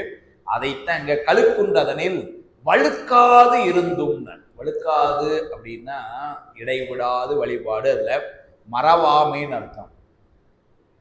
திருப்பெருந்துறையில இவரை விடுத்து ஏனை அடியார்களோடு மேல போனதுக்கு அப்புறமும் மாணிக்க வாசகர் இவரை மறவாமலே இருந்தாராம். அதனால கழுக்குன்றத்துல காட்சி. சரி சார் வந்தாரு, வாழ்க்கையில ஏதோ ஒரு பீரியடு நடுவில் வந்தாரு, ஊரெல்லாம் வாங்கி கொடுத்தாரு, போய் விட்டாரு, சரி விடுங்க நேர போய் இடத்துல மன்னர் கூட சேர்ந்து வேலையை பார்ப்போம் அப்படின்னு இதாகலை இவர், இல்லைங்களா? இப்போ சிலங்கள என்ன, அது ஒரு பீரியடு சார் நல்லா இருந்தது, இப்போ அப்புறம் பார்ட்டி போயிட்டாரு, ரைட்டு விடுங்க, நான் ஏதோ திரும்ப மந்திரி வேலை தாரேன்னா சரின்னு வந்து ஜாயின் பண்ணிக்கிட்டேன் அப்படின்னு ஏதோ திருவாதூர்லேயே ஒரு பொண்ணு பார்த்தாங்க, எங்கள் அப்பா கல்யாணம் பண்ணி வச்சுட்டாங்க, நான் நல்லா இருக்கேன் இப்போ அப்படின்னு வந்து இருக்கலை. என்ன பண்ணுறாரு பாருங்க, பெருமானம் மறக்கவே இல்லையா. கோயில் முத்தத்துக்கு இதெல்லாம் அப்படியே அழுதுதான் பாடுறார். தில்லையில வந்து திரும்ப காட்சி கிடைக்கிற வரைக்கும் உகந்தானே அன்புடை அடிமைக்கு உருகா உள்ளத்து உணர்விலேயே சகந்தான் அறிய முறையிட்டால் தக்கவார் என்று எண்ணாரோ மகந்தான் செய்து வெளிவந்தார் வாழ வாழ்ந்தாய் அடியே உன் முகம்தான் தாராவிடில் முடிவே. பெருமானே உன்னுடைய முகத்தை நீ வந்து எங்களுக்கு தரணும் என்று சொல்லி அப்படித்தான் அந்த வழிபாடை வந்து வைக்கிறார். இறங்கும் நமக்கு அம்பல கூத்தன் என்றென்று ஏமாந்திருப்பேனை அரும் கற்பனை கற்பித்து ஆண்டாய் அடியா, இல்லைங்களா? அரும் கற்பனை கற்பித்து ஆண்டாய். அதனால பெருமானே நீ வந்து அரும் கற்பனை கற்பித்து ஆண்டாய்னு சொல்லும் பொழுது குருநாதர் வந்துட்டாப்புல. நம்முடைய ஐயா அவர்களை திருவடியை வணங்குறோம் நாங்க. மகிழ்ச்சி வாங்க. அரும் கற்பனை கற்பித்தல் யாருன்னாரு? குருநாதர் தான் செய்ய முடியும். அதனால இன்னைக்கு இருக்கிற மூத்த குருநாதர் ஐயா அவர்கள் இழந்தருளி விட்டாரு. வாங்க உட்காருங்க, இருக்கட்டும் வணக்கம். அரும் கற்பனைகள் நம்முடைய சம்பந்த சரணாலர் ஐயா அவர்கள் வாதவருப்பானம் ஆரம்பிச்சதுல இருந்தே வரணும், ஒரு நாள் எப்படியாவது வரேன்னு சொன்னாங்க. இன்னைக்கு நம்ம மங்கை அக்காவினுடைய அன்பினால அவருடைய அழைத்து வந்துடுறாரு. அவர்கள் உங்கள் எல்லோர் சார்பில் அவருடைய திருவடிகளுக்கு என்னுடைய பணிவான வணக்கத்தை சொல்லிக்கொண்டு அப்படியே தொடர்றேன். அதனால கழுக்குன்ற அதனில் வழுக்காது இருந்தோம்னா, வழுகாமல் இருந்தது சுவாமின்னு இல்லை பொருள். இந்த இடத்துல வழுகாமல் இருந்தது யாருன்னா மாணிக்கவாசர் இருக்கு அந்த பொருள். இவர் வழுக்காமல் இருக்க அவன் கழுக்குன்றதை. ஏன்னா சுவாமி வந்து காட்டுனா அவன் எப்பொழுதும் அருள் செய்து கொண்டுதான் இருக்கிறான். வழுக்காமல் மறவாமல் இருந்தது யாருன்னா பின்னாடி சூத்திரம் சொல்லுச்சு, அந்த மறவாமை தான் வேணும்னு. காணும் கண்ணுக்கு காட்டு முளம் போல காண உள்ளத்தை கண்டு காட்டலின் அயரா அன்பின்னாரு. அந்த அயரா அன்புங்கிறது மறவாமைன்னு பொருள். பெருமானை வந்து கேவலத்திலிருந்து கூடவே இருக்கிறானே, அவனை நாம மறவாமல், அது ஞானம் மாணிக்கவாசருடைய வரலாறுலையும் பதிவு செய்யறார். எப்ப காட்சி கொடுத்துட்டு போனாரோ அதுக்கப்புறமெல்லாம் இருக்கிறது பூரா முழுக்க முழுக்க வந்து முழுமுதலே ஐம்புலனுக்கும் மூவர்க்கும் எந்தனக்கும் வழிமுதலே என் பலாடியார் வான் திரள் கெழுமைக்கு எழுமுதலே. அருமையா சொல்ல பெருமானே, நீ வந்து அருள் புரியணுங்கிறத தவிர நாங்க இதுக்கு மேல இனிமே என்ன செய்ய முடியும்? அதனால வந்து என்னும் அருள் தந்து இருக்க இறங்கும் கொல்லோ என்னும் அழும் அதுவே அன்றி மற்ற என் செய்கிறேன். ஒரு நாள் நீ வந்து அருள் செய்வாயின்னு தான் நான் இருக்க முடியும், வேற என்ன செய்ய முடியும்? எங்களால் ஒன்றும் முடியலைன்னா ஓரமாக வந்து அழ வேண்டியது, அவ்வளோதான் முடியும் எங்களால். அப்படி இறங்கி ரொம்ப உருக்கமா சாமியை விடாம அப்படியே நிற்கிறேன். ஏசா நிற்பர் என்னை உனக்கு அடியான் என்று பிறரெல்லாம் பேசா நிற்பர் யான் தானும் பேரா நிற்பன் என்ன அருளே. ஏசுறவங்க ஏசிட்டு போடு. ஏசுறதுங்கிறது பாண்டி நாட்டு சொல், திட்டுறது. என்ன சில பேர் ஏசுகிறார்கள். பட்டையில அறிவு இருக்காய்யா, மந்திரியா இருந்தேங்கிற, கொஞ்சம் விவரம் பத்தாமல் இருந்திருக்க, உணவு சாமியார் வந்தாங்கன்னா அவன் முன்னாடி ரூபாய் கொடுத்தேங்கிற, எல்லாத்தையும் விட்டுட்டு நிற்கிறேங்கிற, நீ எல்லாம் யூஸ்லெஸ் சொல்லும் அப்படின்னு 2 பேர் ஊர்ல பேசிட்டு இருக்கிறான். பிழைக்க தெரியாதவன்னு இருக்கே நீ. அதுக்கெல்லாம் நான் கவலைப்படலை. உனக்கு அடியான் என்று பிறரெல்லாம் பேசுகிறார்கள் அப்படின்னா என்ன அர்த்தம்? என்ன பேசுறது மட்டும் பரவாயில்லப்பா, நீ இனிமே எங்க என்ன சிதம்பரத்துல வந்து அதெல்லாம் அப்படிலாம் இருப்பியாங்க, எல்லாம் என்கிட்ட பணத்தை வாங்கிட்டு நீ ஓடி போயிட்டேன்னு உன்னையும் எல்லாம் பேசுறாங்க. என்ன பேசுறாங்க? உன்னை பேசுறாங்க. ஆனா உடனே இந்த ப்ரெஷர் ரிப்போர்ட் இருந்து கேட்கும், அப்போ உங்களுடைய மனநிலை எப்படி இருக்கிறது? மைக்கை கொண்டு நின்றான். ஒரே வார்த்தை சொன்னார், யான் தானும் பேனா நிற்பன் நின்னருளே. பெருமானே, ஏசுறவங்க ஏசட்டும், பேசுறவங்க பேசட்டும், ஆனா நான் ஒண்ணுல ரொம்ப தெளிவா இருக்கு. என்னென்ன? உன்னுடைய திருவுருளே. அப்பர் சுவாமிகளை வந்து கூப்பிடுறாங்க. சமணத்துல இருந்து சைவத்துக்கு வந்த உடனே வந்து கூப்பிட்டாங்க. மந்திரி மன்னன் கூப்பிடுறாங்க. முதல்ல வர முடியாதுட்டார். நாம இருக்க முடியல, நம்மனே எஞ்சோம்ட்டார், போடான்ட்டார். அந்த மன்னர் அடைக்கும் அடைவிலோம்பர், அவனுக்கு நான் அடிமையில போடான்னு. திரும்ப வந்து சொல்றாங்க, இல்ல இல்ல ப்ளீஸ் நீங்க அங்க வந்து சொல்லுங்க, என்ன சரி வாடான்ட்டார். இப்ப அங்க போனா அவன் ஏதோ தண்டனை கொடுக்க போனா, ஏதோ பஞ்சாயத்து முழுக்க முழுக்க அவங்க கூட்டம் தனிய ஒரு ஆளா உள்ள போறாரு. என்ன வார்த்தை சொல்லிட்டு கிளம்பினார் பாருங்க, ஈண்டு வரும் வினைகளுக்கு எம்பிரான் உழந்தார். அங்க என்ன நடந்தாலும் சரி பெருமான் கூட இருக்கிறாங்க. ஈண்டு வரும் வினைகளுக்கு எம்பிரான் உழந்து. இதெல்லாம் வாழ்க்கையில சைவர்களாகிய நாம வீட்டுல எழுதி போட வேண்டிய வாசகம். ஈண்டு வரும் வினைகளுக்கு எம்பிரான் உழந்து. அப்பர் சுவாமிகள் இங்க யான் தானும் பேனா நிற்பன் என் அருளே. பெருமானே அருளையே முன்னாடி வச்சு நிற்கிறேன், அது பார்த்து கூட எங்களை அப்படின்னு அந்த ஒரு உறுதிப்பாடை வந்து சொன்ன இடம் அதுதான் வந்து. அதனால இந்த கழுக்குன்றத்துல பாடும் பொழுதெல்லாம் மறவாமல் பெருமானை, இனக்கில்லாத பெருந்துரை பெருமான் உன் நாமங்கள் பேசுவார்க்கு இனக்கில்லாததோர் இன்பமே வரும் துன்பமே துடைத்து உனக்கில்லாததோர் வித்து மேல் விளையாமல் என் வினை ஒத்தபின் கணக்கிலா திருக்கோலம் நீ வந்து காட்டினாய் கழுக்குள்ள. 7 பாட்டு தான் கிடைச்சதுன்னா 7 பாட்டும் உண்மையாவே ஒரு விண்ணப்பமாவே இங்க ரெக்கார்டே ஆகுது, பதிவு செய்தேன். தயவு செய்து இந்த 7 பாட்டை தண்டமணி தேசியுடைய உரையை ஒரு முறை வாசிச்சாது பார்த்தேன். அப்படி எழுதுறாரு, அப்படி எழுதுறாரு. பிணக்கு அப்படின்னா வேறுபாடு என்ன சாமி, என்ன பிணக்கில்லாதனா வேறுபாடு இல்லாத, அது எழுதுறாரு. நல்லார் தீயார் என்ற வேறுபாடு இல்லாத எல்லா ஆன்மாக்களுக்கும் அருள் செய்யும் திறமாமல் எல்லாத்துக்கும் அருள் செய்யறாங்க சார். இனக்கில்லாததோர் இன்பம். இனக்கு அப்படிங்கிறது வந்து ஒரு ஒப்புமை காட்டுறது. இனக்கில்லாத அப்படின்னா அவன் தருகின்ற இன்பத்துக்கு ஒப்பாய் எதையுமே சொல்ல முடியாது. ஒப்பற்ற பேரின்பம், அதான் இணக்கில்லாத ஒரு இன்பம். உனக்கில்லாதது ஒரு வித்து மேல் விளையாது. உனக்குன்னா உலர வைக்கிற விதை, அது உலர வைக்காம ஈரத்தோடு இருந்து அப்படியே இருந்தா அது இல்லாம அது கெட்டு போகும்.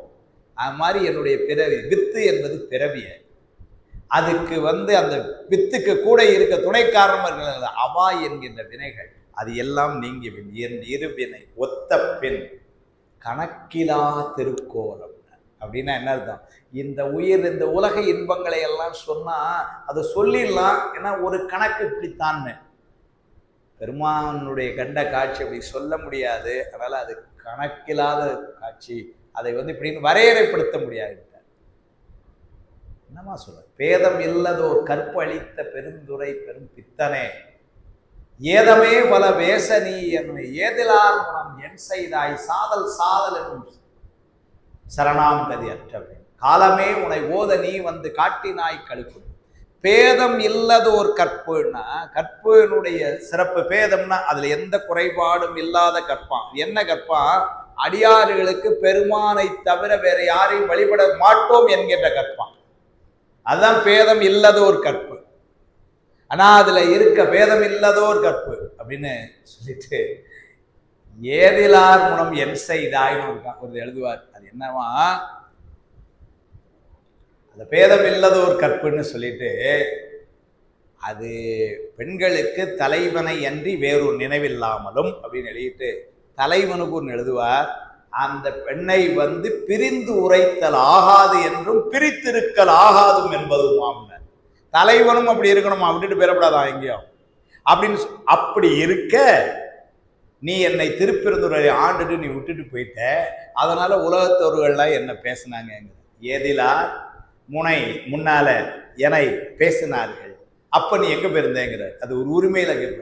இப்படி எல்லாம் இயக்கிமார் 64 வரை என் குணம் செய்த ஈசனே மயக்கமாயதொரு மும்மலம் பல வல்வினைக்குள் அழுந்தவும் நான் இல்லையா. அதெல்லாம் சொல்லி கடைசியில கயக்க வைத்து அடியார் முனையை காட்டினாயினர். கயக்க வைத்துனா இவ்வளவு நாள் நான் கொஞ்சம் கஷ்டப்பட்டதுக்கு அப்புறம் நீ காட்டுறைப்போம் அப்படின்னு சொன்னார். தரமணி சிறு உரை எழுதுவார். பணத்தினுடைய அருமை தெரியாத மகன் செலவழிக்கின்ற காலத்து அவனுக்கு துன்பம் கொடுத்து திருத்தி வழிநடத்துகின்ற தந்தை போல திருவடியினுடைய பெருமையை அறியும் வண்ணம் என்னை கயக்க வைத்து அருளினார். அந்த பெருமையா என்ன திருப்பெருந்துள்ள அது எளிசா கிடைச்சிடுது. குதிரை வாங்க போன இடத்துல திருவடி கிடைச்சிது. ஆனால் இது ரொம்ப சாதாரணம் கிடைக்கிற பொருள் நினைக்கப்படாதான், அது கிடைக்கிறது ரொம்ப கடினமா. அதுக்காக என்னை கயக்க வைத்து அடியார்முனை காட்டினாய் கழுக்குண்டிலேன்னு 7 பாட்டுல அப்படி பேசுவார். அதுதான் இங்க கழுக்குன்றதனில் வழுக்காதிருந்தும் தனக்கேற்பட புறம்பயம் அதனில் அறம்பல அருளியும் திருப்புறம்பயம், அதுவும் திருமுறை பெற்ற தலம். அந்த திருப்புறம்பயத்துலதான் சாட்சிநாதராக சுவாமி அது திருவிளையார் புராணத்துல ஒரு செய்தி வரும். கடைசி படலம்மா 64வது படலத்துல வன்னியும் கிணறும் லிங்கமும் சாட்சியா வந்த காட்சின்னு பேர். அது அந்த புராணத்துல கதை எப்படி வரும்னா, விழார் புராணத்திலேயே அந்த ஒரு இடம் ஒரு சர்ச்சைக்குரிய இடமா இருக்கு. பிரஞ்சோதிமுனிவர் சொன்ன இடம் இருக்கட்டும். அவர் என்னன்னா, கதையை முதல்ல திருப்புறம்பயத்துல மதுரையை சேர்ந்த ஒரு வாணிய குடும்பம், அவங்க இங்க திருப்புறம்பயத்துல இருக்கிறாரு. அங்க அந்த ஒரு பொண்ணு, அதனுடைய அப்பா இறந்து போனாங்க, அம்மாவும் இறந்து போனாங்க. அந்த அப்பா என்ன பண்ணி கொண்டு இருந்தாருன்னா, நிறைய சொத்தெல்லாம் சேர்த்து வச்சிருந்தார். அதனால அவனுடைய மைத்துனன், அதாவது இந்த பொண்ணுக்கு முறமாம, அவன் மதுரையில் இருக்க, அவனை தான் கட்டி கொடுக்க போறேன், இந்த சொத்தெல்லாம் அவனை தான் கொடுக்க போறேன்னு சொல்லிட்டே இருந்தார். பாவம் கல்யாணம் பண்றதுக்குள்ள அந்த ஆள் இறந்து போயிட்டார். அந்த காலத்து நெறி வாழ்க்கை முறை, அந்த அம்மாவும் கூட உறவு கொடுத்து இப்போ கூட யாரும் இல்லை. இந்த செய்தியை அந்த மாமனுக்கு அங்கே சொல்லி அனுப்புறாங்க. எப்பா இந்த மாதிரி இவங்க அம்மா இறந்து போயிட்டாரு, பத்தையும் பிடித்து, ஆனால் உனக்கு தான் அந்த பொண்ணை கொடுக்கணும், சொத்தை கொடுக்கணும்லாம் சொல்லிக்கிட்டு இருந்தாங்க. இப்போ அந்த பொண்ணும் தனியாக இருக்குது, அதனால நீ இங்கே அது என்னன்னு பார்த்து பண்ணு. இதில் என்ன வேடிக்கைன்னா, அவனுக்கு ஏற்கனவே கல்யாணம் இருக்காங்க. ஆனாலும் இங்கே எங்கே வாரான், ஏன்னா அந்த பொண்ணை பாவம் அம்மா அப்பாவும் இல்லை, நம்ம தான் போய் காப்பாற்றணும். வாரான் பார்த்தா அந்த பொண்ணை கூட்டிக்கிட்டு திருப்புறம்பயம் வந்த இடத்துல என்ன பண்ணிக்கிட்டாங்கன்னா, கல்யாணம் பண்ணிட்டாங்க. திரும்ப 2வது கல்யாணம் பண்ணா, அந்த பொண்ணும் ஒத்துக்கொண்டு கல்யாணம் ஆயிடுச்சு. அந்த காலத்து அமைப்புகள், அதனால கல்யாணம் பண்ணிக்கிட்டாங்க.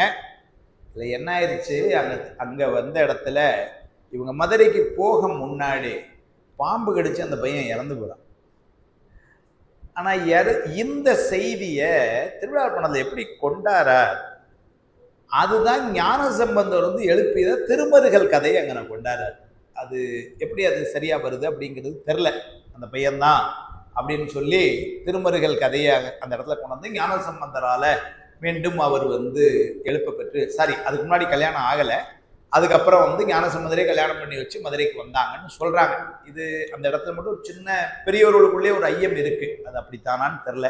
ஆனாலும் கதை என்னன்னா, அந்த பையன் தன்னுடைய முறை பொண்ணை ஏற்கனவே கல்யாணம் மனவன் தான், இருந்தாலும் அம்மா அப்பாவும் இல்லை, அதனால கூட்டிக்கிட்டு வாரான். மதுரையில வந்து தன்னுடைய சொந்த பந்தம் முன்னாடி கல்யாணம் பண்ணிக்கலாம்னு நினைக்கிறான். ஆனா இங்க திருப்புறம்பேட்டில் கல்யாணம் ஆயிடுது. இப்போ அந்த கல்யாணம் ஆனதுனால அங்க போனதுக்கு அப்புறம் அந்த முதல் மனைவி அவளை ஏத்துக்கல. அது எப்படி ஏத்துக்குவாங்க? அதனால வந்து அவன் என்ன சொல்லிச்சு, நீ என் புருஷனை மயக்கிற அப்படி இப்படின்னு சொல்லி தரக்குறைவாலாம் அந்த அம்மாவை பேசுது. இந்த அம்மா எவ்வளோ சொல்லுது, நான் வந்து இந்த மாதிரி கல்யாணம் ஆகி தான் நான் வந்தேன் அப்படின்னு வந்து சொல்லுது. ஏன்னா அந்த இளைஞன் அங்கே திருப்புறம்பயத்தில் அவன் இரவு தூங்கும் பொழுது ஒரு வன்னி மரத்தடியில் படுத்திருந்திருக்கிறான். அங்கே தான் வந்து அங்கே பக்கத்தில் ஒரு கிணறு இருக்கு, அங்கே கோயில் லிங்கம் இருக்கு, அங்கே தான் இவன் பாம்பு கடிச்சு இருந்தான்னு ஒரு செய்தி. இப்போ கல்யாணம் அங்கே வச்சு தான் நடக்கு. அந்த வன்னி மரத்துலேருந்து எந்திரிச்சான், அந்த கிணத்துல குளிச்சான், இந்த லிங்கத்தை வழிபட்டான், கல்யாணம் நடந்துச்சு. இப்போ கல்யாணத்தில் இருந்தது யாருன்னு சொன்னால் கூட இருந்தவங்க இப்போ சொந்தக்காரங்க இருந்தாங்கன்னா, மாமா இருந்தார், பெரியப்பா இருந்தார், அவங்கள்ட்ட கேளுங்க தெரியும், ஊர் பெரியவங்க அவங்கெல்லாம் இருந்தாங்க அப்படின்னு நம்ம ஒரு காரணம் காட்டல. இங்கே யாரையும் காட்டல. காட்டுறதுக்கு யார் இருக்குன்னாரு, வன்னி மரம் இருக்கு, கிணறு இருக்கு, சிவலிங்கம் இருக்கு. இதுதான் இப்போ இவங்க கல்யாணத்தை பார்த்த பொருள் இவங்க தான்.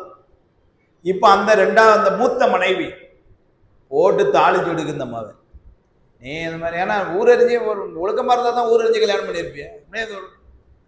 அதனால ஒருவேளை நீ அப்படி உண்மையிலே கல்யாணம் பண்ணியிருந்தேன்னா யாரு கூட இருந்தா சாட்சி சொல்ல சொல்லு. இந்த அம்மா சொக்கநாத பெருமான்கிட்ட போய் வழிபாடு, அது திருவிழாப்பணத்தில் வருது, சொக்கநாத பெருமான்கிட்ட போய் வழிபாடு செய்து, பெருமானே நான் இதுக்கு சாட்சியை யாரை காட்டு. மறுநாள் இந்த அம்மா தூங்கி எந்திரிக்க பிரகாரத்தில் அந்த வன்னி மரமும் அந்த கிணறும் அந்த லிங்கமும் காட்சி கொடுக்கும். மதுரையிலே இருந்தவங்களாம் பார்க்குறாங்க. அந்த பொண்ணை மூத்த மனைவி அவளை கூட்டிகிட்டு வந்து காமிக்கிறான், இந்த மாதிரி என் கல்யாணத்துக்கு சாட்சி இவங்க தான். சொக்கநாத பெருமானுடைய திருவருளால் திருப்புறம்பேத்தில் இருந்த வன்னி மரமும், அங்கே இவன் பையன் குளிச்ச கிணறும், அங்கே இருந்த அந்த லிங்கமும் இங்கே வந்து காட்சி கொடுக்க. அப்புறம் அந்த கதை எப்படி வரும்? அதனால் அவன் முதல் மனைவி இப்பொழுது அவள் மீது கோபித்து கொள்ள இவளே சொல்றா இல்லை, அது அவளுடைய அறியாமை, அதுக்காக அதெல்லாம் பண்ணக்கூடாதுன்னு சொல்லி அப்புறம் சேர்ந்து வாழ்ந்தார்கள் கதை பின்னாடி. ஆனால் அப்படி வந்து அந்த வன்னியும் லிங்கமும் கிணறும் லிங்கமுமா காட்சி கொடுத்தது. அதனால திருப்புறம்பேத்துல சுவாமிக்கு பேரே சாட்சிநாத ஈஸ்வரர் தான் பெருமான் பேர். அதை இங்க சொல்றாரு, புறம்பயம் அதனில் அறம்பல அருளியும். ஏன்னா அந்த இடத்துல அறத்தை நிலைநிறுத்தலைன்னா, அந்த வந்து காட்டலைன்னு வச்சுக்கோங்க, இந்த அம்மா வந்து ஏதோ தவறான முறையில கல்யாணம் பண்ணிடுதுன்னு மாதிரி ஆயிருக்கும். இல்லை, முறையாக கல்யாணம் செய்தா ரெண்டு பேரும் வந்திருக்கிறாங்கிறத இது பண்ணதுக்கு சுவாமியினுடைய அருள்.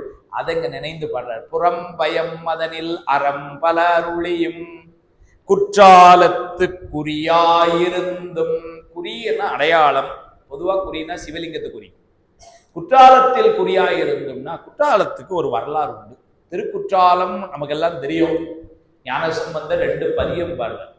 குறும்பலாவுக்கே ஒரு பதியம் பாடுறாரு. கொம்பார் குன்றம் நீடுயர் சாரல் வளர்வேங்கை கொம்பார் சோலை கோலவண்டு யாழ் செய் குற்றாலம் அம்பாள் நெய்யோடு ஆடல் அமர்ந்தான் அலர் கொன்றை நம்பான் மேய நன்னகர் போலும் அமரங்காள் என்று சொல்லி பதிகம்.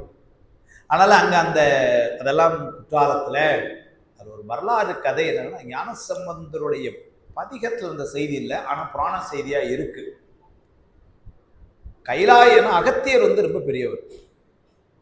கைலாயத்துல திருமணத்தின் போது வடக்கு தாழ்ந்து தெற்கு உயர்ந்த போது சுவாமி கூப்பிட்டு சரிசமம் பண்றதுக்கு அவர் பண்ண ஒரே வேலை என்ன பண்ணாருன்னா, அகத்தியரை கூப்பிட்டு நீ தெற்க போங்கிறார். நியாயமா சொன்னா பாதிக்கு பாதி இந்த பக்கம் வந்தாதான் சரிசமம் ஆகும். அப்ப வந்தவங்கள பாதி பேரை போச்சோம்னா அங்க 1000 மக்கள் வந்திருக்காங்க. அதனால பாதியை சொன்னது போல ஒரு அகத்தியரை சொல்றார் அப்படின்னு அவருடைய வலிமை எப்படி இருக்கு. சுவாமி கூப்பிட்டார், அகத்தியா நீ வந்து தெக்க போட்டார். அகத்தியர் ரொம்ப வருத்தப்படுறார். ஏன்னா கைலாயத்திலேயே கூடயே இருந்து தவத்தால் அவ்வளவு உயர்ந்தவர். அவருடைய பார்வையில அவர் அப்படி நினைக்க மாட்டார். நம்ம புரிந்துகளுக்காக சொல்றேன். சாமி யாரெல்லாமோ கல்யாணம், ஒன்றியம் வட்டமெல்லாம் வந்திருக்கு, நான் தலைமை கழக பொறுப்பாளர், என்ன நீங்க போய் சொல்றீங்க, அவங்கெல்லாம் இருக்கிறாங்க கல்யாணத்துல அப்படின்னு நினைச்சிருப்பேன். அவர் நினைக்க மாட்டார். சொல்றேன் சுவாமி. ஆனாலும் என்ன பண்ணிட்டார், நீ அங்க போ, பொதிகையில நான் உனக்கு காட்சி தரேன். அதனால இங்க அவர் வர அப்படி பொதிமலைக்கு வராரு. இன்னைக்கும் கூட பாபநாசத்துல பாபநாசம் கோயிலுக்கு நேர பின்னால அகத்தியர் திருமணம். அதுல சித்திரை திருநாள் 10 நாள்ல 10வது நாளா சித்திரை விஷு அன்னைக்கு காலையில 4 மணிக்கெல்லாம் அகத்தியர் வந்து திருமணத்துல வந்து நிற்பார். சுவாமி அம்பாளும் கோயில் பிரகாரமா வந்து அகத்தியருக்கு கல்யாண காட்சி கொடுப்பாங்க. இன்னைக்கும் நடக்கும். அது சித்திரை திருநாள்ல ரொம்ப முக்கியமான அகத்தியருக்கு காட்சி கொடுக்கிற திருவிழா. அது பெருசா நடக்கும். அதனால அகத்தியருக்கு காட்சி கொடுத்தது அந்த பொதிகையில. நான் வேடிக்கையாக சொல்லுது உண்டு. எவ்வளோ ஆண்டுகளுக்கு முன்னாடி கைலாயத்துல நடந்த காட்சியை பொதிகை மலையிலிருந்து அகத்தியர் பார்த்திருக்கிறார்னா தவத்துல எப்படி இருந்திருப்பார். அதனாலதான் தூர்தர்ஷன்காரன் பொதிகைன்னு பேர் வச்சான். சும்மா சொல்லி வைப்பேன். எங்கேயோ நடக்கிறத எங்க காட்சி பொதிகையில பார்க்கறோம். நம்ம இப்போ ஃபுட்பால் மேட்ச் பார்க்கோம், வேர்ல்டு கப் ஃபுட்பால் ராத்திரி மேட்ச் பார்த்துக்கிட்டு இருக்கோம். எங்கேயோ அமெரிக்காவில் டல்லாஸ்ல நடக்கும் மேட்ச், கோயம்புத்தூர்ல உக்கடத்துல உட்கார்ந்து அப்படியே கண் முன்னாடி வந்து தெரியுது, மெஸ்ஸி கோல் அடிக்கிறத பார்த்துட்டு இருக்கிறோம் நாம. அப்படின்னா என்ன அர்த்தம், எதுல வழியா பார்க்கறோம், டிவி வழியா தானே பார்க்குறோம். அப்ப தூர்தர்ஷன்காரன் எப்படி பேர் வச்சிருக்கான், யோசிச்சு உணர்த்தம் வச்சிருக்கான், பொதிகைன்னு வச்சான். ஏன்னாரு முதல்ல லைவ் டெலிகாஸ்ட் பார்த்த இடம் பொதிகை, எங்க ஊர் தான். அகத்தியர்கள் அது என்ன அகத்தியருடைய பெருமைக்காக சொன்னேன். அந்த அகத்தியர் அவ்வாறாக கைலாயத்திலிருந்து பல தலங்களையும் வழிபாடு செய்து பொதிகை வரும் பொழுது குற்றாலத்துக்கு வரார். குற்றாலத்துல வந்து அது வைணவ கோயிலா இருந்திருக்கு. அதுதான் வரலாறு. அது கூட வரலாறு என்ன சொல்றாங்கன்னா, சிவ வேடத்திலே வந்து அகத்தியரை கோயிலுக்குள்ள விட மாட்டேன்ட்டாங்களாம். அதனால அவர் உடனே பார்க்கிறார், நேர முருகப்பெருமான்கிட்ட போய் அப்பீல் பண்றார். பாருங்க, அப்ப முருகப்பெருமான்கிட்ட நேரில் போய் பேசுறாருன்னா அகத்தியர் இப்படி இருந்திருப்பார். இந்த மாதிரி என்ன கோயிலுக்குள்ள விட மாட்டாங்க. உடனே முருகப்பெருமான் சொன்னாராம், நீ சிவ வேடத்தை விட்டு வைணவ வேடத்துல உள்ள போன, அதனால இப்படிங்கிறத அப்படின்ட்டு மாத்திட்டாருன்னு நியாயமா. அப்ப இதுவே கிடையாது, அப்பவும் தெரியலா தான் இருந்திருக்கும். ஆனாலும் என்னவோ நமசிவாயம் சொல்லிட்டு வந்தது இப்ப நாராயணான்ட்டார். கூட்டான் உள்ள போய் அந்த பெருமானை தலையில ஒரு அமுகி திருமாலை சிவலிங்கமா ஆக்குனது அகத்தியராம். இன்னைக்கு இருக்கிற திருக்குற்றாலம் கோயில் திருமால் கோயிலா இருந்து அது அகத்தியருடைய இதனால மேல இருந்து ஒரு அமுக்கி லிங்கமாக்கிட்டார். அது சிவன் கோயிலா மாறிட்டுதுன்னு வரலாறு. இந்த வரலாறை பாபநாசத்துக்கு மேல மலையில அகத்தியர் அருவின்னு ஒண்ணு இருக்கு. அங்க அகத்தியர் கோயில் ஒண்ணு இருக்கு. நிறைய பேர் பார்த்துருக்கலாம். ஆனா இதை பார்த்தீங்களான்னு இல்லை, இனிமேலாவது பாருங்க. அகத்தியர் சந்நிதிக்கு முன்னாடி இருக்க முன் மண்டபத்துல மேல இருக்கிற கல் இதுல இந்த சிற்பம் இருக்கும். அகத்தியர் வச்சு ஒரு அமுக்கி லிங்கமாக்குற சிற்பம் இருக்கு. அதை அப்போ வந்து எனக்கு தெரிஞ்சு திருப்பனந்தாள் காசிமடத்து அதிபர்கள் அதை சொல்லி போட்டதா சொல்றாங்க. கரெக்டா தெரியல, ஆனா இருக்கு, இன்னைக்கும் இருக்கு மேல. அதனால வந்து அப்படி அது இன்னும் கூட வேடிக்கையா சொல்லாங்க. அது எவ்வளவு தூரம் உண்மைன்னு தெரியல. அப்படி அமுக்கின உடனே திருமால் வந்து வலிக்குதுன்னாராம். அதனால வலி தெரியாம இருக்கிறதுக்காக அகத்தியர் சுக்கு வெண்ணி கொடுத்தாராம். சுக்கு காப்பி மாதிரி சுக்கு வெண்ணி. இன்னைக்கும் அகத்தியர் அதுல குற்றாலம் கோயில்ல இரவு நைவேத்தியமா சுக்கு வெண்ணி கொடுக்குது இன்னைக்கு. அதனால அந்த செய்தியை இவர் இங்க ஞாபகப்படுத்துறார். குற்றாலத்து குறியாயிருந்தும் அப்படின்னா வைணவ கோயிலா இருந்தத அதை அதுக்கப்புறம் அந்த திரு நெடுமால லிங்கமாக்குன அது வந்து அகத்தியருடைய இதுல அப்படியெல்லாம் நடந்திருக்கு. அதனால குற்றாலத்து குறியாயிருந்தும் 4 ஊரை சொல்லிட்டோம். கழுமல மதனில் காட்சி கொடுத்தும் கழுக்குன்ற அதனில் வழுக்காது இருந்தும் திருப்புறம்பயம் அதனில் புறம்பய மதனில் அறம்பல அருளியும் குற்றாலத்து குறியாயிருந்தும் அந்தமில் பெருமை அழலூரு கறந்து சுந்தர வேடத்து ஒரு முதல் உருவு கொண்டுங்கிறார். இதுவும் தனக்கு நடந்த காட்சி. திருப்பெருந்துறையில தன்னை ஆட்கொள்வதற்காக இப்ப பேசிட்டு வர்றதெல்லாம் தனக்கு வந்து சொல்றாரு. அந்தம் இல் பெருமையினர். அந்தம் இல்லாத அப்படின்னா பெருமானுடைய பெருமைக்கு இந்த அளவுன்னு சொல்லவே முடியாது. அதனால அது அந்தமில் பெருமை என்றார். இந்த உலகத்தாருக்கு சொன்னா சொல்லலாம், இப்பேற்பட்ட பெருமை உடையவர் என்று சொல்லலாம். பெருமானுடைய பெருமையை எதில் கொண்டு நம்ம நிலைநிறுத்த முடியவே முடியாது. பெருமைக்கும் நுண்மைக்கும் பேர் அருளுக்கும் பேற்றின் அருமைக்கும் ஒப்பு என்மையான திருவருள் சாத்து. பெருமானுடைய பெருமையை இவ்வளவு என்று நம்மால வரையறுத்து சொல்லவே முடியாது. அதாவது சொல்ற அந்தமில் பெருமை எதெல்லாம்னாரு, தாமாகவே அறிந்து கொள்ள ஆற்றல், எல்லாவற்றையும் ஒரு சேர அறிந்து கொள்ள ஆற்றல், இயல்பாகவே பாசங்களை நீங்கியவன், இயல்பாகவே இன்பமே வடிவானவன், அழகிலாத உயிர்களுக்கு உணர்த்தும் உயிருக்கு உயிராம் தன்மையினால் உணர்த்த உணர்தலாய் நிற்கின்ற கருணை. எவ்வளவுதான் சொல்றது, அவனை சொல்லிட்டே போலாம் இன்னும். ஆனால் அந்தமில் பெருமை அழல் உரு கறந்துனர். அழல் உரு அப்படிங்கிறது சோதியே வடிவாய் நின்ற கோலம். எங்கன்னாரு, திருவண்ணாமலையில பிரம்மனும் திருமாலும் அவர்கள் ஆளுக்கு ஒரு பக்கம் நந்தாம் பரம்பொருள் என்று காண முயற்சி செய்து திருமால் பன்றியாய் செல்லவும் அன்னமாய் விசும்பு பறந்த அயன் தேடவும் சுவாமி எப்படி இருக்கான்னு சோதி பிளம்பாய் காட்சி கொடுத்தார். யாரும் நெருங்க முடியாதபடி சோதி பிளம்பார். அப்படி யாரும் நெருங்க முடியாதபடி சோதி பிளம்பாய் இருந்தது அவருடைய பெருமை. ஆனா அடியார்கள் நெருங்க வேண்டுமே, அதுக்காக என்ன பண்ணாரு, அந்த கோலத்தை மறைத்து. அவன் அப்படியே இருந்திருந்தான்னா யார் பகர்ந்து போக முடியும். ஆனால் அழல் உரு கறந்துனர். கறந்துன்னா மறைத்துனர். சாமி அப்பப்போ மறைத்தல செய்வான். சித்த விடம்படத்தில் காலை வச்ச உடனே இவர் எப்போ ஐயா நீங்கள் மிதிக்கிறீங்கன்னாரு. திசையறியா வகை செய்தது என் மூப்பு காணினார். அப்படின்னா வயசாயிட்டு தெரியலப்பான்னாரு. அதை நம்பியாரோரும் ரொம்ப பொறுமையாக சரிங்கய்யா பெரியவங்க அப்படின்னு சொல்லிட்டு அவர் எந்திரிச்சு தள்ளி போய் படுகிறார். அதனால சரி போய் இருக்கட்டும் அப்படின்னு அவங்க விடார். இவர் எந்திரிச்சு போய் படுத்ததா சொன்ன சேக்கலா சுவாமி எந்திரிச்சு திரும்ப போன மாதிரி சொல்லலை. இங்கே இருந்துட்டே காலை நீட்டான். ஏன்னா அவனுடைய திருவடி அவ்வளோ வேணும், போகும் எங்கே வேணாலும் போகும். பாதாளம் ஏழினும் சொற்கழிவு பாதமலருங்கிறார். அப்புறம் எங்கே போகாத என்ன. அதனால போய் பட்டது. இப்போ பட்ட உடனே மீண்டும் என்னை மிதித்தனை நீ யாரனங்கிறார். அப்போ அவர் கோவம் பல்காலம் மிதித்தனை என்பர். ரெண்டாவது தடவை தான் மிதிச்சார். கோவம் வந்துடுது. முதல்ல மிதிச்சு அமைதியாக இருந்தார். ரெண்டாவது மிதிச்சோன்னா கோவம் வந்துச்சு. ஓ எத்தனை மிதிச்சார் யார் நீன்ட்டு. என்னை பல்காலும் மிதித்தனை நீ யாரன.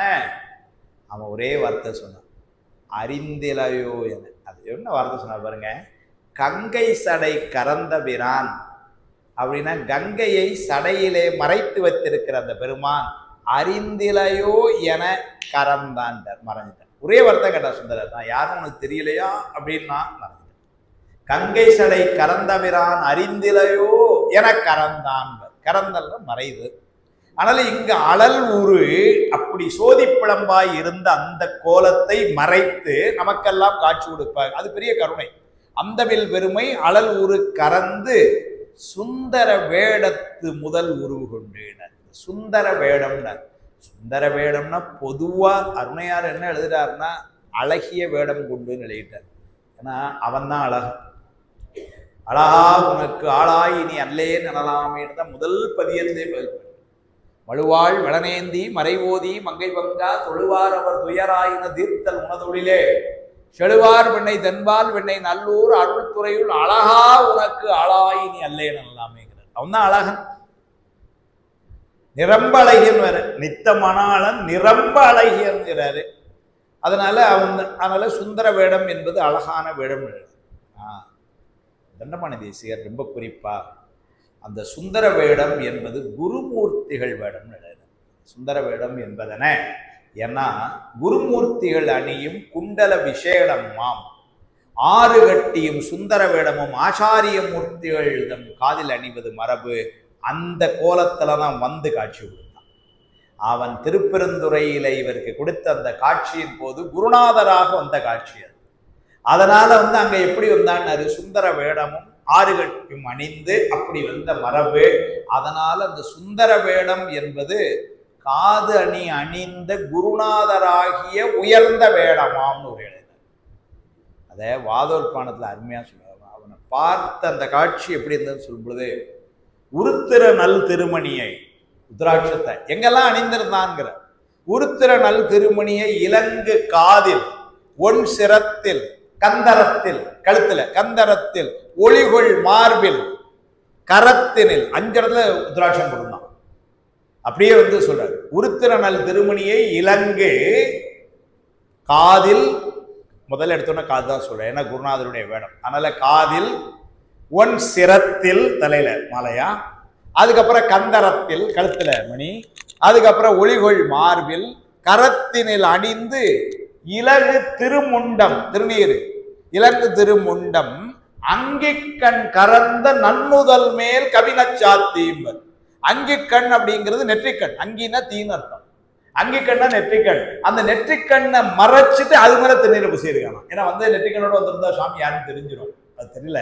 அதனால அங்கிக்கண் கறந்து, அங்கேயும் கறந்து மறைத்து நன்னுதல் மேல் நெற்றி மேல கவின சாத்தி, ரொம்ப அழகா திருநீர் பூசி கறந்த நன்னுதல் மேல் கவின சாத்தி திருத்திகழும் வேதியனார் அம்பொன் மேனி கண்டுனர். திருத்திகழும்னாரு. அந்த கோலத்தை பார்த்த உடனே மாணிக்கவாசகர் அப்படியே அசந்து போய் நிற்கிறார். திருத்திகழும் வேதியனார் அம்பொன் மேனி, அவருடைய கணம் என்ன பொன்னார் மேனியன் தானே, அம்பொன் மேனி கண்டு அகம் மகிழ்வார். வெளியே சொல்லல, உள்ள இப்படி மகிழ்றார், இப்படி இருக்காரு இந்த ஆள். ஏன்னா யாரும் தெரியும், சுவாமின்னு தெரியாத இருப்போம். அகம் மகிழ்வார். அப்பதான் அந்த பேச ஆரம்பிக்கிறார். செங்கை மீது, உங்க கை மேல பொருத்தமு புத்தகம், பொருத்தமுறும் புத்தகம் ஏது ஐயா என்ன பொய்மையிலா சிவஞான போதம் என்றார். அது சுவாமி சொன்னார். அந்த கோலத்தை கண்டு மகிழ்ந்து, ஏன்னா அழைத்தது அவன், ஆனால் அவன் முன்னாடி வந்து நிற்கிறார். அவன் இப்போ ஒன்றும் பேசலை, இவர் அந்த கோலத்திலே அப்படியே கண்டு மயங்கி நிற்கிறார். அவன் பேசலைங்கிறதுனால இப்போ இவர் பேச ஆரம்பிக்க வேண்டியிருக்கு. எப்படி என்ன பேசன்னு தெரில, அதனால வந்து எப்படி ஆரம்பிச்சார்னாரு. அந்த அந்த கோலத்தை கண்டு அகமகிழ்வார் பொருத்தமுறும் கையில் ஏது ஐயா புத்தகம் ஏது ஐயா என்ன, கையில் என்ன புத்தகம் கேட்க, அவன் பொய்மையிலா சிவஞான போதம் என்றார். சுவாமி சொல்ல அது சிவஞான போதம், பொய்மையிலா சிவஞான போதம். யார் சொன்ன கூட்டு? சுவாமி சொன்னது. சிவஞான போதம் படிக்கும் பொழுதெல்லாம் அது ஞாபகம் வரணும். பெருமானே பொய்மையிலா சிவஞான போதம்னு சொன்ன நூல் இங்கே நம்ம கையில். அதை நம்முடைய தனபாணி தேசிகர் பொய்மையிலார் என்பதும் பாடணும் குறிப்பிடுவார். பொய்மையிலார்னு சுவாமி சொல்லிட்டார், பொய்மையிலார் சிவஞான போதம் என்றார்னு எழுதுவார் குறிப்பு. அதனால அவர் பொய்மையிலா சிவஞான போதம், அந்த பொய்மையிலாங்கிற அடைமொழி சிவஞான போதத்துக்கும் பொருந்தோம். பொய்மையிலார் சுவாமி மெய்மையானவன், அவன் சிவஞான போதம் என்று சொன்னான் அப்படின்னு எழுதுவார். அந்த அழகத்தான் சுந்தர வேடத்து முதல் உருவு கொண்டு இந்திர ஞானம் போல எழுந்தருளி. அவன் எப்படி வந்தான் அப்படின்னா, அப்படி கண்ண மூடி முழிக்க முன்னாடி அப்படி இருந்தான் சாருங்கிறார். இந்திர ஞானம் அப்படின்னா இந்த மாயா மந்திரம் மாதிரி நமக்குன்னு கண்ண மூடி முழிக்கிறவக்குள்ள காட்சியை மாத்திட்டான் சார் அப்படின்னு சொல்ல பாருங்க. அது மாதிரி, ஏன்னா இவர் திருப்பெருந்துறைக்கு வரும் பொழுதெல்லாம் அவனை பத்தி கேள்விப்பட்டதில்லை, அப்படி ஒரு வேத பாடசாலை இருந்த மாதிரி தெரியல. இது எல்லாமே ஒரு கண்மூடி முழிக்கிறதுக்குள்ள 999 சிவகணங்களை வச்சு அங்க பாடம் வந்து கொண்டிருக்கு. ஒருத்தர் குருநாதரை உட்கார்ந்து இருக்கிறாருன்னா அதெல்லாம் ஒரு அமைப்பு ஏற்பாடு பண்றதுக்கு 4 நாள் வேலை பார்த்துருக்கணுமே. ஒண்ணுமே இல்லை, அப்படி மூடி முழிக்கிறதுக்குள்ள. அதான் இந்திர ஞானம் போல எழுந்து அருளி எவ்வொரு தன்மையும் தன்மையற்படுத்து தானே ஆகிய தயாபரன். எவ்வொரு தன்மை, எல்லா ஆன்மாக்களுடைய தன்மையையும் தனதாக்கி கொள்ளக்கூடிய தலைமை பண்பு, அதுதான் பெருமான். நம்மளால முடியுமா?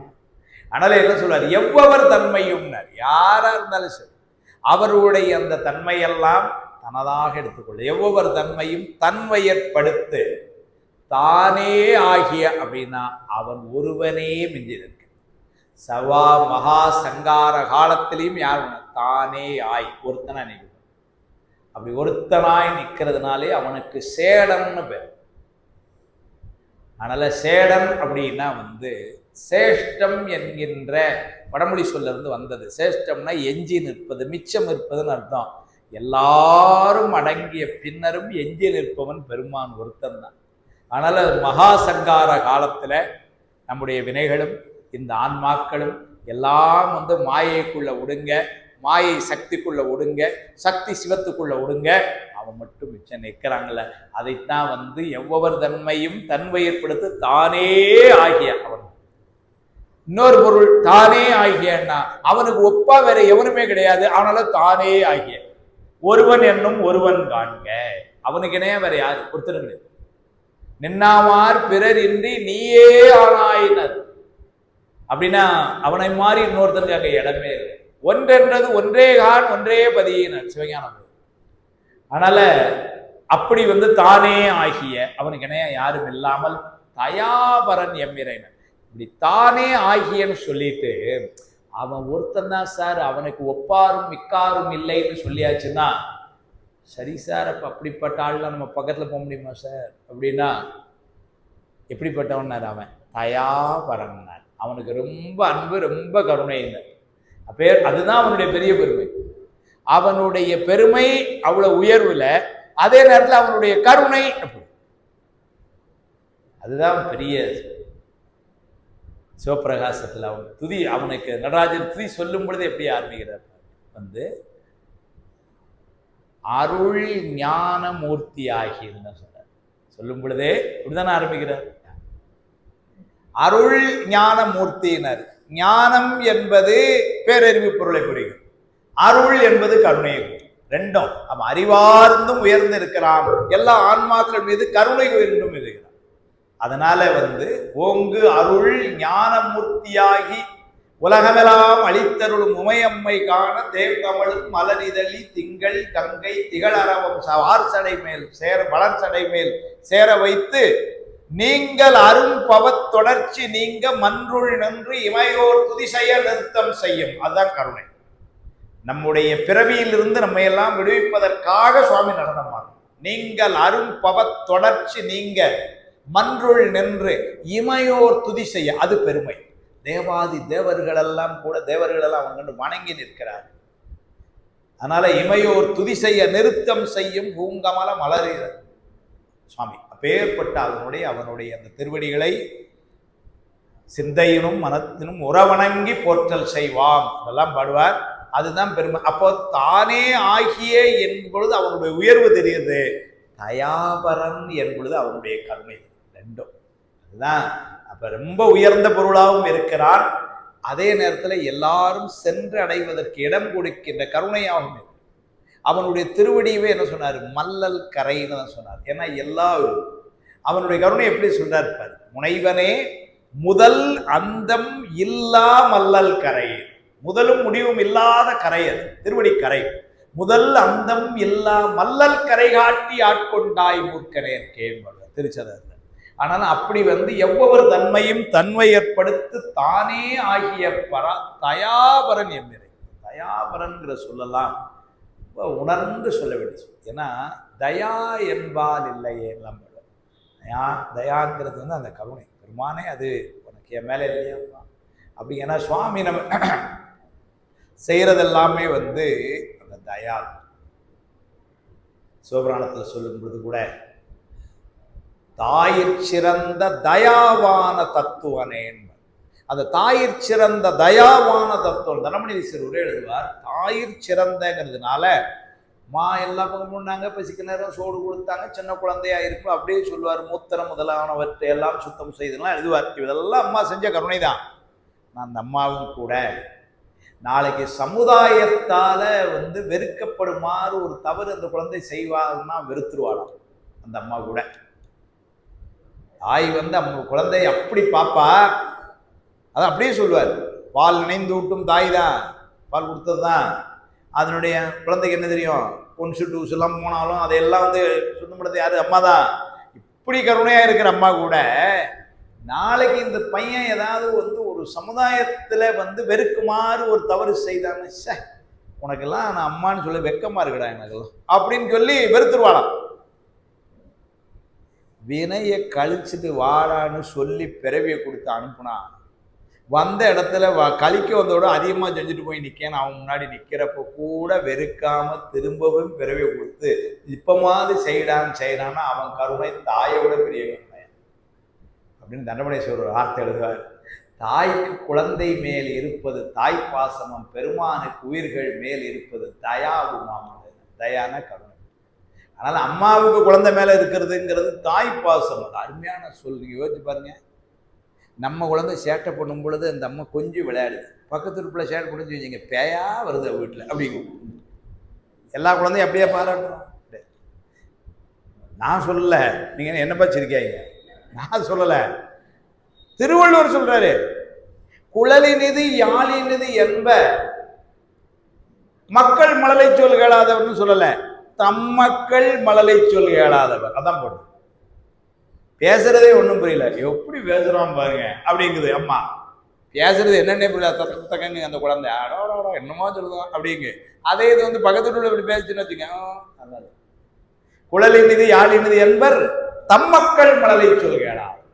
அதனாலதான் தண்டமணிதீஸ்வரர் உரை எழும்புது என்னாரு, தாய்க்கு குழந்தை மேல இருக்குங்கிறது தாய்ப்பாசம், இறைவனுக்கு உயிர்கள் மேல இருக்குங்கிறது தயா என்கின்ற கருணை. தோழர் போதும் சொல்லும், இச்சை என்பது உயிர்க்கு இரங்கல். ஒரே வார்த்தை, இச்சை உயிர்க்கு இரங்கல். புகழர் போதும் சாத்திரம் சொல்றாரு. அதனால எல்லா உயிர்கள் மீதும் அவனுக்கு இருக்கிற கருணை, அதுதான் தயா.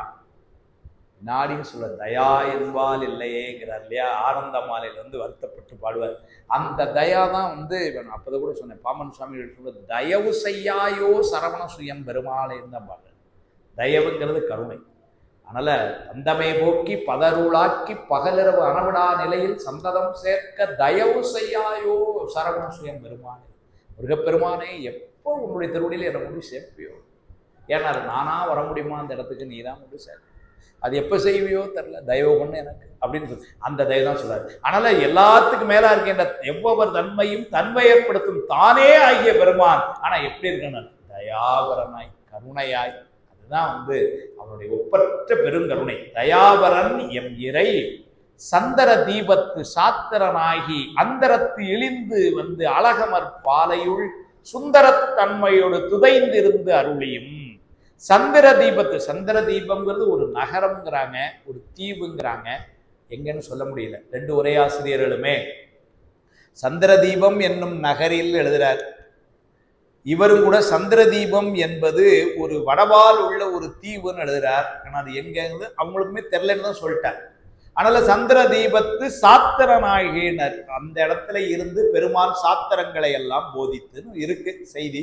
அந்த புராணம் எதுல வருது தெரியல. அதனால சந்திர தீபத்து சாத்திரனாகி அந்தரத்து இழிந்து வந்தவனாரு. அந்தரம்னா மேல ஆகாயம், இழிந்துன கிளறங்கின்னு அர்த்தம். அங்கிருந்து அருவரத்து ஒருவன் அவனியில் வந்து குருவரனாகிருந்த அருடைய பெருமை சொல்ற மாதிரி அங்கிருந்து கிளை இழிந்து வந்துன்னா கிளை இறங்கி வந்து அழகமர் பாலையுள்னர். இந்த அழகமர் பாலையுள்ங்கிறதுல உரையாசல் ரெண்டு பேருமே கொஞ்சம் வேறுபடுறாங்க. அதாவது இப்படியும் இருக்கலாம்ங்கிறாங்க. அழகமர் பாலையுள் அப்படிங்கிற பாலை என்பது ஒரு வகை மரம். அந்த மரத்துக்கு கிளையெல்லாம் கிடையாது. ஆனா பெருமானுடைய அருள் பெற்று அது கிளைத்து இருக்கின்ற மரம். அப்பேற்பட்ட பாலையும் செழிக்கின்ற அவ்வாறு செய்கின்ற பெருமான் அப்படின்னு பொதுப்பட உரை எழுதிட்டு போயிட்டார் அருணையார். தண்டமானதீஸ்வரர் சொல்ற, இது அழகமர் பாலைன்னு சொன்னதுனால திருக்களிப்பாலைன்னு ஒரு குறிப்பை கொண்டாரு. திருக்களிப்பாலைங்கிறது ஒரு தலம், மூவரும் பாடின தலம். ரெண்டாவது அழகமர் பாலை அப்படின்னு சொன்னதுனால, ஏன்னா அங்க பெருமானுக்கு திருநாமமே பால்வண்ணநாதர்னு. காமதேனு பசுவாக வந்து தானா பால் சொரிந்து முழுமையா கடந்த அந்த மண்ணில இருந்து லிங்கம் செஞ்சது பால்வண்ணநாதர். அது வரலாறு, புராண வரலாறு. கபில முனிவர் அங்க வழிபாடு செய்ய வரும் பொழுது இந்த மாதிரி ஒரு வழிபாடு செய்யணுமேன்னு நினைக்க, சிவபூசஸ் பண்ணன்னு நினைக்கிறார். அதுக்காக என்ன பண்ணார், அங்க இருந்த வெண்மணலா இருந்தது அந்த மண். அந்த மண்ணை வந்து லிங்கமாக்கி வச்சு பூஜை பண்ணிட்டார். மன்னன் அந்த இடத்துக்கு ஏதோ அங்க ஒரு மன்னன் குதிரையில வரும் பொழுது அவனுடைய குதிரை கால் அந்த குழம்பு பட்டு அந்த லிங்கம் வந்து லேசா சிதையவில்லை. அதனால வந்து கபில முனிவர் என்ன நினைக்கிறார், சரி வேற ஒரு லிங்கம் செய்து கொள்ளலாம். ஏன்னா மன்னனும் தெரியாம கவனிக்காம இது பண்ணிட்டான், பரவாயில்ல நம்ம வேற ஒரு லிங்கம் செய்யலாம் பொழுது சுவாமி காட்சி கொடுத்து அந்த லிங்கமே இருக்கட்டும். ஏன்னு சொன்னால் காமதேனு அந்த காலத்துல பாலாய் சொரிந்த அந்த மண் தான் வெண்மணல், அதுல இருந்து செய்யப்பட்ட லிங்கம், அதை அப்படியே வச்சு வழிபாடு செய்யன்னு சொன்னதாக ஒரு புராண செய்தி. அதனால அழகமர் பாலையுள்னா சுவாமி அழகா பால் வெள்ளை லிங்கமாக காட்சி கொடுக்கிற இடம். அதனால அழகமர் பாலையுள் அப்படின்னு ஒரு குறிப்பை வந்து திருக்களிப்பாலை இப்படி இருக்கலாம் என்று தண்டமணீஸ்வரர் குறிப்பு எழுதுறாரு. அது மூவரும் பாடப்பட்ட தலம், ரொம்ப எல்லாத்துக்கும் தெரிஞ்ச தேவாரம். எங்கேனும் இருந்து உன் அடியேன் உனை நினைந்தால் அங்கே வந்து என்னோடு உடனாகி நின்று அருளி சுந்தர சொல்ல. எங்கேனும் இருந்து அடியேன் உனை நினைந்தாள்ங்கிறார். திருப்பூர்ல இங்க இருக்கும் பொழுதுதான் இல்ல, லண்டன் போயிருந்தாலும் சரி, அங்கிருந்து பெருமான் நினைச்சா அங்க வந்து அருள் செய்யறான். எங்கேனும் இருந்து உன் அடியே உனை நினைந்து, ஆனால் நினைந்தால் அங்கே வந்து என்னோடும் உடனாகி நின்று அருளி எப்படி இருப்பாங்கிறார். அங்கே வந்து உடனாகி நின்று அருளி இங்கே என் வினையை அறுத்திட்டு இணையாளும் கங்கா நாயகனே கலிப்பாலை மேயானை சுந்தரர் தேவார். அப்பர் சாமி பாடுறார், எல்லாரும் பாடுறாங்க. அதனால தண்டமணி தேசிகர் ஒரு குறிப்பு திருக்களிப்பாலையா இருக்கலாம்னு எழுதுறார். ஆனா என்ன சிக்கல் வருதுன்னா, அந்தரத்து இழிந்து வந்து அதுக்கு அங்கே என்ன கொடுக்க தெரியல. அழகமர்பாலையுள்ங்கிறதுனால காமதேனுவனுடைய பாலால் வந்து அழகுவிடப்பெற்ற வெண்மணலால் ஆன பால்வண்ணநாதர், அது அழகமர் திருமேனி. ஆனா அந்தரத்து இழிந்து வந்துன்னா அதுக்கு என்ன சொல்ல தெரியல. அடுத்த வரியை தொடர்பு படுத்தும் பொழுது சிக்கல் வருது. சுந்தரத்தன்மையோடு துதைந்துங்கிறார்.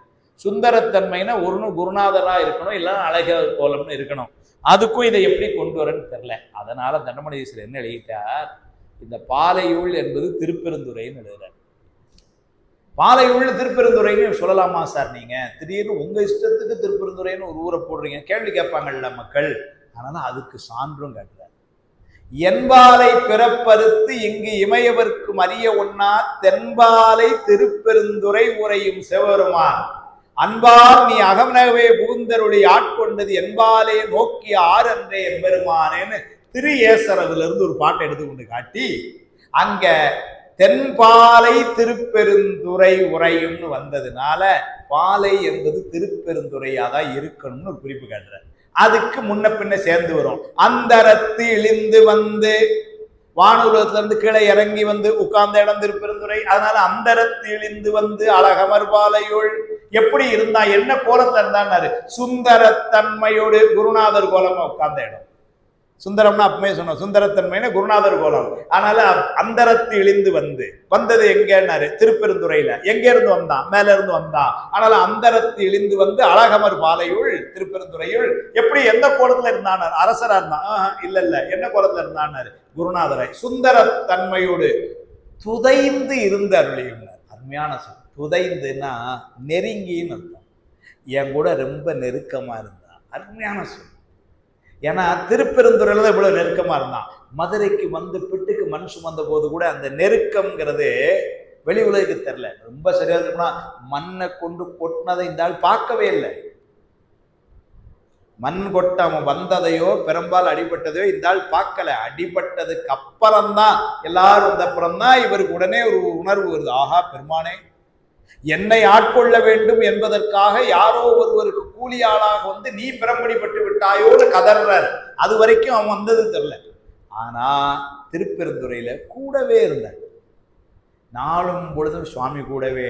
எப்ப ஆட்கொண்டானோ எல்லாத்தையும் விட்டுட்டு, அன்றே என்ற நாவியும் உடலும் உடமையெல்லாமும் குன்றே அணையாய் என்னை ஆட்கொண்ட போதே உண்டிலையோன்னு தந்தை தாய் குறவன் ஆசான் சங்கரன் இதுல திருவிழா பணம் எப்ப ஆட்கொண்டாரோ, ஆட்கொண்ட பின்னரே யாருமே தெரியல. கூட வந்தவங்க ஒருத்தர் இருந்தார்.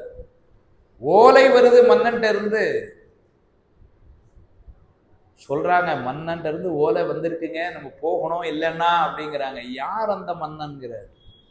எந்த மன்னனுக்கு அவ்வளவு நெருக்கமாக இருந்து அவனுடைய நம்பிக்கை உட்பட்டு இருந்து 49 கோடி பொண்ணு அவன் தர வாங்கி குதிரை வாங்குவதற்காக வந்தாரோ அந்த மந்திரி, அவ்வளவு கூர்த்தமை ஞானத்தால் உடைய மந்திரி இப்ப கேட்கிறாரு, யார மன்னன்கிறார். ஓலை கொடுத்துருக்கான் சார், இப்ப உடனே போலன்னா தூக்கி என்ன பண்ணுவான்னு சொல்லலை அப்படின்னாரு. போட அந்த ஓலைக்கெல்லாம் நான் கவலைப்படலைங்கிறார். அப்படி ஒரு நிலையில, ஏன்னா சுவாமியை தவிர வேற யார் கூடையும் அவருக்கு அங்கதன் எழுதும் ஓலை கொண்டு அவர்தம் தூதராமும் வந்தமை அணுகமாட்டார் உடையவர் மதுகையாலே வென்றொரு கணத்தில் வீழ மேவலர் புறங்கள் செற்றார்தம் தமர் ஒருவருக்கு அஞ்சத் தகுவரோ என்று சாற்றின்னு வருவார் இதுல புராணத்துல. யமன் அனுப்புற தூதன் ஓலையை கொண்டு வரோம் அப்படின்னு என்ன அர்த்தம்? வாங்க போலான்னு அர்த்தம். நம்ம டேட் வந்தாச்சுன்னு அர்த்தம். அந்த ஓலைக்கே நாங்க பயப்பட மாட்டோமே, இந்த ஓலைக்கான நம்ம பயப்பட போறாங்க. ஏன்னாரு கூடை, அதுக்கே பயப்பட முடியும், என்ன சார் இப்படி சொல்லிட்டீங்கன்னாரு. உடையவர் மதுகையார், மதுகைன்னா ஆற்றல் அர்த்தம். உடையவர் யாரு? சுவாமி. அதனால சுவாமியினுடைய ஆற்றல், நாங்க இதுக்கெல்லாம் கோலப்படலை. வெந்தொரு கணத்தில் வீழ மேவலர் புறங்கள் சென்றார். ஒரு சன பொழுதுல முப்புறத்தையும் எரிச்சவைங்க பெருமா. அவனுக்கு தமர் நாங்கள்லாம், அவனுக்கு சொந்தக்காரனே. அதனால நாங்க யாருக்கும் கவலைப்பட மாட்டோம் போறாரு. அது அப்பர் சுவாமிகள் கொடுத்தது. நாமார்க்கும் குடியல்ல போ, நாங்க ஒரே ஒருத்தருக்கு தான் தாமார்க்கும் குடியல்லா தன்மையான சங்கரன் சங்கவென் குடையோர் காதில் கோமார்க்கே நாம் என்றும் இழா ஆளாய். வேற யாரும் நாங்கள் அடிமை கிடையாது. அத்தை இவர் அப்படியே பயன்படுத்துறாரு. அதனால அப்படி இருந்ததுனால இப்ப சுந்தரத்தன்மையோடு துதைந்து இருந்த அருளையும் ரொம்ப நெருக்கமா. ஏன்னா அந்த ஓலை கொடுத்ததுக்கு அப்புறமும் கூட என்ன பண்றார், நேர சுவாமிகிட்ட தான் போய் கேட்கிறார். இப்ப அவங்கெல்லாம் ரொம்ப தான் சொல்றாங்க, சுவாமி நீங்க நினைக்கிற மாதிரி இல்லை, மன்னன் இருந்து வந்த ஓலை, ப்ளீஸ் கொஞ்சம் பாருங்க எங்க நிலைமையெல்லாம் நீங்க அப்படின்னு. இவங்கள கூட இருக்கவங்களாம் ரொம்ப சொன்னோன்னு தான் இந்த உலகுக்குள்ளே வாராரு. அப்படியா அப்படின்னு சொல்லிட்டு நேரம் என்ன பண்றாரு, அப்பமோ சுவாமிகிட்ட போறாரு. சுவாமி அங்கேருந்து ஓலை அனுப்பிச்சிருக்கானோ, இப்ப நான் என்ன பண்ணணும்? அவர் சொல்றாரு, நீ போன்னு சொன்னா இப்ப எப்படி இருந்தது? வரும் பொழுது பட்டு பீதாம்பரமும் முத்து மாலையும் சிவிகையிலுமா வந்து இறங்கிய கோலம் மந்திரியா. இப்ப ஆள் எப்படி இருக்காருங்கிறாரு, தலை கூட சீவலையா, ஒரு உத்திராட்சமும் ஒரு கோமணமும் தான் ஆடையா இருக்கு. இதுல நேரம் மந்திரியை பங்க போக முடியுமா? மாலை முரசு வந்து அவ்வளோத்தையும் போட்டு கிழிச்சு காமிச்சிடுவான் போல. சுவாமியை அனுப்பல, அதுதான் பெருமை. உடையவர் மதுகையாலேனே எங்க பெருமான் அப்படி அனுப்புவான் அவரை. அவருக்கு வேண்டியால எப்படி அனுப்புவான்? இப்ப அவன் என்ன பண்றான், மந்திரி கோலத்தை அவன் செஞ்சு வைக்கிறான். சுவாமி மேக்கப் போட்டு விடுறான் சார், மாணிக்கவாசகருக்கு. அப்ப வாங்கிட்டு வந்து அந்த பட்டுல அதெல்லாம் எங்க போச்சுன்னு தெரியல, எங்கேயோ போயிடுது. கைலாயத்துல இருந்து ஒரிஜினல் போட்டு கொண்டாரு, காஞ்சிபுரத்துல இருந்து கொண்டு வரல, கைலாயத்துல இருந்து கொண்டாரு. ஞாபகம் முத்து மாலையெல்லாம் எல்லாம் மாணிக்க மாலை, ஒவ்வொரு கல்லும் 10 லட்சம் ரூபாய். அந்த மாதிரி 108 கல் வச்சு எவ்வளவு விலைன்னு போட்டு வைங்க நாளைக்கு. அப்படி அலங்காரம் பண்ணி, அலங்காரம் பண்ணதெல்லாம் பெருசு இல்லை, வார்த்தை சொல்லுவார் பாப்பா கடவுள் மாமனியார் பாதர் மனது. அப்படி அலங்காரம் பண்ணி திருநீர் பூசி அனுப்பினான். 2வது திருநீர் பூசினான். தீட்சை குடும்பம் பூசினா இப்ப என்ன பண்றான், திருநீர் பூசி. அப்போ ஒரு இடத்துக்கு போகணும்னா வீட்டில் நம்ம அம்மா அப்பாட்ட ஆசீர்வாதம் வாங்கணும், ஆசிரியர்கள்ட்ட ஆசீர்வாதம் வாங்கணும், திருநீர் பூசிட்டு போனோம். அதை யார் காமிக்கிறா? சுவாமி காமிக்கிறான். திருநீர் பூசி அனுப்பிக்கிறான். திருநீர் பூசினது மட்டும் இல்லை, எந்த அளவுக்கு நெருக்கமா இருந்திருக்காங்க பாருங்க. நீ அங்க போய் ஒன்றும் கவலைப்படாத. அவன் கேட்பான், இவர் சொல்றாரு என்ன கேட்பான்னாரு. என்ன கேட்பான்? குதிரை வாங்காம நீ இது எதுக்கே அங்க வந்தேன்னு கேட்பான். இப்போ குதிரை வாங்க தானே போனேன், குதிரை இல்லாம எதுக்கு நீங்க வரப்போம் அப்படின்னு கேட்பான். உங்க கடிதத்துல உடனே வர சொல்லியிருந்தீங்க, அதனால வந்தேன்னு சொல்லு பதில். அப்ப குதிரை எப்போ வரும்? கோவத்துல கேட்பான். அடுத்தால ஆவணி மூலத்துக்கு வரும்னு சொல்லு. இதுக்கு மேல அவன் கேட்க மாட்டான், ஏன்னா கேட்க வைக்கிறது இவர் தானே. அதுக்கு மேல அவன் கேட்க மாட்டான், சுவிட்ச் ஆஃப் தான். அவன் 2 கேள்வி தான் கேட்பான், 2க்கு இதுதான் பதில். ஓ அதே மாதிரி அவன் போன உடனே அவன் முதல்ல, ஆனா அதாவது அருமையா சொல்றாரு, அவன் சினத்துல இருந்துதான் கோவத்துல இருந்து அழைக்கிறான். ஆனா இவர் வந்த கோலத்தை பார்த்த உடனே ஸ்டன்னாயிட்டான். ஏன்னா குதிரை வாங்காம வாராருன்னா ஆளுக்கு ஒரு மாதிரி. ஏன்னா இவன் சொன்னவெல்லாம் என்ன சொன்னா, அது யாரோ ஒரு சாமியார்ட்ட பணத்தெல்லாம் கொடுத்து ஏமாந்துட்டாரு, குதிரை எல்லாம் ஒன்றும் வராது, 49 கோடி பணம் தான் போட்டான். அவருக்கு அந்த பதட்டம் தான். இப்ப ஆள் வந்து தள்ள இருக்காரு. இங்கேருந்து போனதை விட செழிப்பா வர மாதிரி வராரு. அதனால அப்பவே கொஞ்சம் மரியாதை கொடுக்குறான். மந்திரி வாங்க பிளேஸ் உட்காருங்கிறான். இந்த குதிரை வாங்க போனீங்களே அதெல்லாம் என்னாச்சு, குதிரையெல்லாம் அதுக்குள்ளே வந்துட்டீங்க அப்படின்னு வர சொன்னீங்க, வந்துட்டேன் அப்படிதான் சொல்ல சொன்னான். ஆனால் சொல்லிட்டு சரி குதிரை எப்போ வருவாங்க? ஆவணி மூலத்தன்னை. ரொம்ப மகிழ்ச்சி, போய் நீங்கள் ஓய்விடுங்க, நான் அனுப்புறேன் அப்படிதான் சொல்லி கிளம்புறான். இப்படி அப்ப சுவாமி கூட எவ்வளவு நெருக்கமா இருந்தார். ஒரே வார்த்தையில போட்டார், சுந்தரத்தன்மையோடு. அந்த குருநாதர் கோலத்தோடு இவர் எப்படி இருந்தார்னாரு, துதைந்து. பெருமான் குருநாதர் கோலம், அந்த குருநாதராய் இருந்த கோலத்தில் வந்த சிவபெருமானோடு இவர் ரொம்ப துதைந்து இவர் இருந்தார்னா சுவாமி இப்படி நெருக்கமா வச்சான். அதனாலதான் அருளியம்னு ஒரு வார்த்தை போட்டார். அருளது சுவாமி. மாணிக்கவாசர் தன் மாணிக்கவாசரை தனக்கு நெருக்கமாக வைத்து கொண்டு அருள் செய்தல். அந்த தொழிலை யார் மேல போட்டாரு? சுவாமி மேல போட்டார். நான் சுவாமிக்கு ரொம்ப நெருக்கம்னு சொல்றது. கலெக்டர் ரொம்ப க்ளோஸ் அப்படின்னு சொல்லக்கூடாது. கலெக்டருக்கு நீங்க க்ளோஸா அது தெரியணும்ல, இல்லைங்களா? அது மாதிரி வந்து நான் சுவாமிக்கு ரொம்ப க்ளோஸ் இல்லை, சுவாமிக்கு தெரியணும்ல. அதை சொல்றாரு. சந்திர தீபத்து சாத்திரனாகி அந்தரத்து இழிந்து வந்து அழகமர் பாலையுள் சுந்தரத்தன்மையோடு துதைந்திருந்தருளின். அதனால அங்க அழகமர் பாலை என்பது திருப்பெருந்துறைன்னு இருக்கலாம் அப்படிங்கிறது தான் தண்டமணதீசர். அது எவ்வளவு நயமா சொல்றாரு. என்பாலை பிறப்பறுத்து இங்கு இமையவர்க்கு அறிய ஒன்னா தென்பாலை திருப்பெருந்துறை உரையும் சிவபெருமான் அன்பால் நீ அகம் நகவே புகுந்தருளி ஆட்கொண்டது என்பாலே நோக்கி அது அன்றைய பெருமானை என்று திருஏசரவிலிருந்து குறிப்பை எடுத்து காட்டி அடிகள்தம் வாக்கிலும் தென்பாலை திருப்பெருந்துறையாய்னு சொன்னதுனால அழகமர் பாலையுள் என்பது திருப்பெருந்துறையாய் இருக்க வேண்டும்னு குறிப்பு சொல்லிட்டு மந்திர மாமலை மகேந்திர வெப்பன் அந்தமில் பெருமை அருளை அண்ணல் எந்தமை ஆண்ட பரிசது பகரின். மந்திர மாமலை அப்படின்னா மந்திர மாமலைன்னா பொதுவா கைலாயம் தான். மந்திர மாமலை மகேந்திரம் என்று சொன்ன ஆகமும் தோற்றுவித்த அருளியும்னு பாடுவார். அதனால மந்திர மகேந்திர மலைங்கிறது, அதனால மந்திர மாமலை மாமலைன்னு சொல்லிட்டதுனாலேயே அது கைலாயத்தை தான் குறிக்கும். சேக்கலார் சுவாமிகள் திருமலைன்னு ஒரு குறிப்பு கொடுப்பார். நம்ம திருமலைன்னா வேற எதுவும் நினைச்சிட்டு இருக்கோம். திருமலைன்னா கைலாய மலை. திருநீர் பூசுறவர்களும் பெரிய புராணம் படிக்கிறவங்களும் திருமலைன்னு வேற எங்கேயும் போய் நிற்கக்கூடாது. திருமலைங்கிறது கைலாயம். அது மாதிரி இங்க மந்திர மாமலை மகேந்திர வெப்பன். வெப்பன்னா மலையின் அர்த்தம். வெப்பன்னா அந்த மலையின் மேல் இருந்து அந்தமில் பெருமை முதலில் சொன்னார். அந்தமில் பெருமை அழலூரு கறந்த. அது மாதிரி அந்தமில் பெருமை அருளுடை அண்ணல். அருள் என்பது கருணை. அப்படி மிகப்பெரிய பெருமை, ஒப்பற்ற பெருமை, எல்லையற்ற பெருமை, சொல்வதற்கொன்னா பெருமை, அப்படியான அந்தமில் பெருமைகளை உடைய பெருமான் அருள்கின்ற அண்ணல் அப்படின்னார். அண்ணல் அப்படின்னு சொன்னாலே தமிழ்ல தனமணி சிறிதர் குறிப்பெழுதுவாரு. நிகரில்லாதவன் எழுதுவார். இங்க நான் எழுதல, பின்னாடி எழுதுறேன். மன்னதனில் பிறந்தைத்து மாண்டுவிழ கடவேனை எண்ணமிலா அன்பருளி என்னை ஆண்டிட்டு என்னை உந்தன் சுண்ணவெந்நீர் அணிவித்து தூணெறியே சேரும் வண்ணம் அண்ணல் எனக்கு அருளியவாறு ஆர்வருவார். அந்த இடத்துல அண்ணல் என்பது நிகரற்றவன் பொருள். ஏன்னா சுவாமிக்கு நிகரா யார் இல்லை, அதான் அண்ணல்.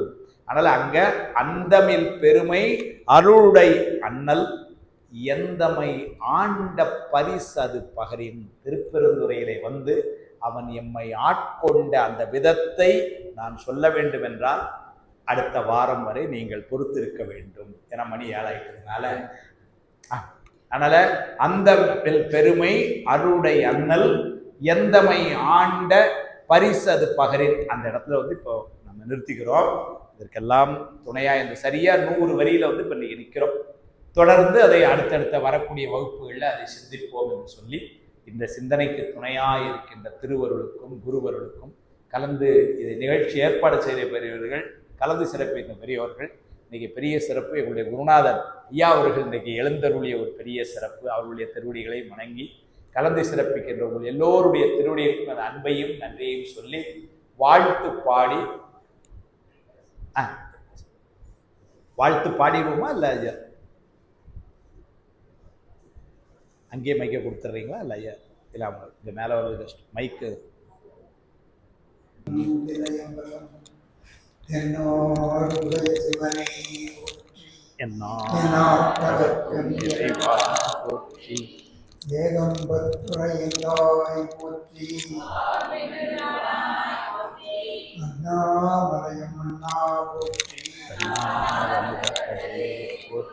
காவாய் கனகத்திரளே அப்படி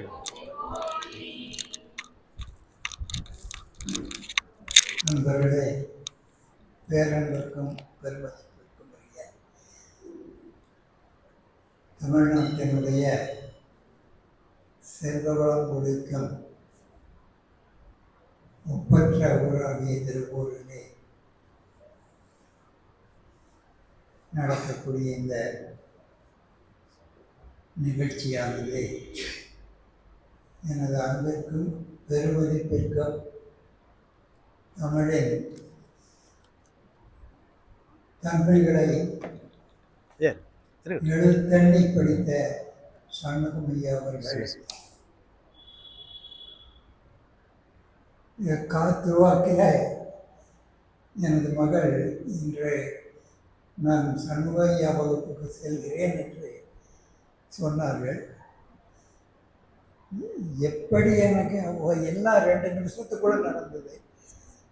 அப்படியே நான் புறப்பட்டு அவர் சண்முக ஐயா பார்த்து ரொம்ப நாள் ஆச்சு, சென்று வருவோம் என்று அப்படியே அது அம்மாவுக்கு கூட தெரியாதுன்னு நினைக்கிறேன். பேசிகிட்டு இருந்து அப்படியே எந்திரிச்சு வந்துட்டோம். கோவையிலிருந்து வந்தேன் நான். அடியேன் இந்த பகுதியில் 1947 சுதந்திரம் வந்த ஆண்டு பல்லடத்தில் உயர்நிலைப்பள்ளி அங்கே தொடங்கிய ஆண்டு அது. அவினாசி செட்டியார் தன்னுடைய வீட்டை அந்த பள்ளி உயர்நிலைப்பள்ளி பல்லடத்தில் நடத்துவதற்காக தன்னுடைய வீட்டை அடைத்து அவர் உயர்நிலைப்பள்ளியை 1900 நமக்கு சுதந்திரம் வந்த ஆகஸ்ட் மாதம் வருதுகிறது. இந்த பள்ளிக்கூடமெல்லாம் எப்பவும் ஜூனில் தான் திறக்கும். ஜூனில் நான் தென்னை பள்ளிக்கூடத்தில் படித்து கொண்டிருந்தேன்னா உறவினர்கள் வீட்டு திருமணத்திற்காக பல்லடத்திற்கு வந்த நிலையில் அங்கே இந்த மேல்நிலைப்பள்ளி ஆரம்பித்ததுனால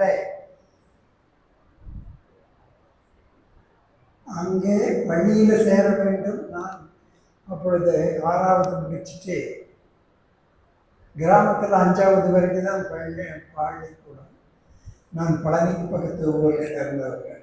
பழனிக்கு சென்று 6ஆம் வகுப்பு படிக்க வேண்டும். அப்படி செல்ல வேண்டிய நிலையில் இருந்ததுன்னா இங்கு ஒரு திருமணத்திற்காக 47ஆம் ஆண்டு ஜூன் மாதம் இங்கே எங்கள் அத்தை என் தந்தையோடு பிறந்தவர்கள் இங்கே பல்லடத்திலே வடுகுவாளையத்தில் இருந்தார்கள். அங்கு வந்த பொழுது எதிர்பாராத விதமாக கிராமத்தில் 5வது படித்தேன்னா அப்புறம் நான் சொந்த தொழில்களை செய்வதும் அல்லது வேறு ஏதாவது வசதி இருந்தால் வேறு அப்படி செல்லக்கூடிய மிக மிக சாதாரண கிராமத்தில் இருந்து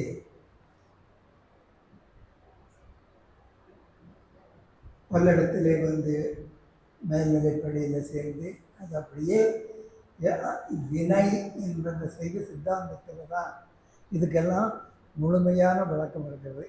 எதுனாலும் நாம் சைவ சித்தாந்தம் தெரிந்தால் தான் இந்த முழுமையாக திருவாசகத்தை உணர முடியும். அவர் சாதாரண என்னால் அறியா பலம் அறிந்தார் யார் அது அறியாதை கட்டே முன்னால் ஒன்றும் குறைவில்லை உடையாய் அடிமைக்கு ஆரென்பேன் பன்னால் உன்னை பயின்றேன் பழ அடியாருடன் கூடாது எந்நாயகமே விற்பட்டேன்.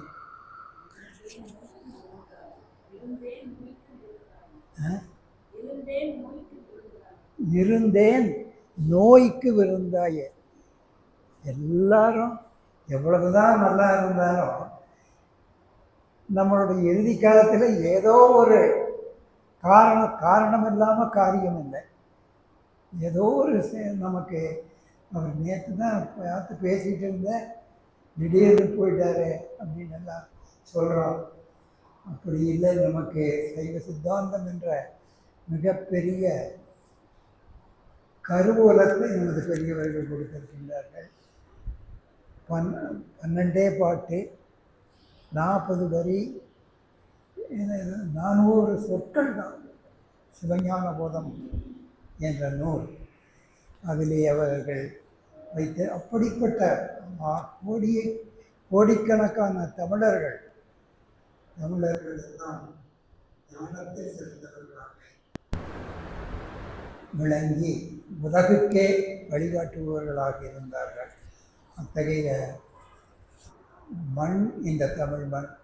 அதிலே திருப்பூர் என்பது மிகச்சிறந்த அந்த காலத்திலிருந்து இதுவரையில் ஜிடி நாயுடு போன்ற பெருமக்களெல்லாம் இங்கே இருந்து இங்கே தான் பக்கத்தில் அவருடைய இங்கேருந்து 10 கிலோமீட்டருக்குள்ளே தான் அவருடைய பழைய காலத்து இதெல்லாம் இருந்தது. அந்த பெரியவர்கள் மிதித்த மண்ணானதுனாலே எப்பொழுதுமே ஞானத்தில் சிறந்து விளங்கக்கூடிய கொங்கு நாட்டு பகுதியிலே ஞானத்தை சிறந்து விளங்கக்கூடிய பெரும்பகுதியாக பூனாம்பட்டி சுவாமிகள் போன்ற பெருமக்கள் எல்லாம் இதை சுற்றி இருக்கின்ற காரணத்தினால் இந்த ஊரிலே இவ்வளவு பேர்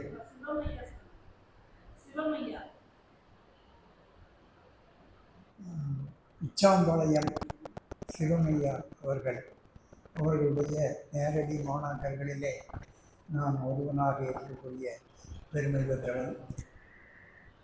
அவர்கள் மூலம்தான் அனைத்து தமிழ் இலக்கணமும் சாத்திரமும் தோத்திரமும் எல்லாமே படிக்கக்கூடிய ஒரு வாய்ப்பு கிடைத்தது. அவருடன் இறுதி காலத்தில் இருக்கக்கூடிய தன்மை அடியனுக்கு கிடைத்தது. அத்தகைய நிலையிலே இங்கே இவ்வளவு பெரிய ஒரு திருவாசகத்தை சிந்திக்கக்கூடிய வாரந்தோறும் தவறாமல் திருவாசகம் சிந்திப்பது என்பது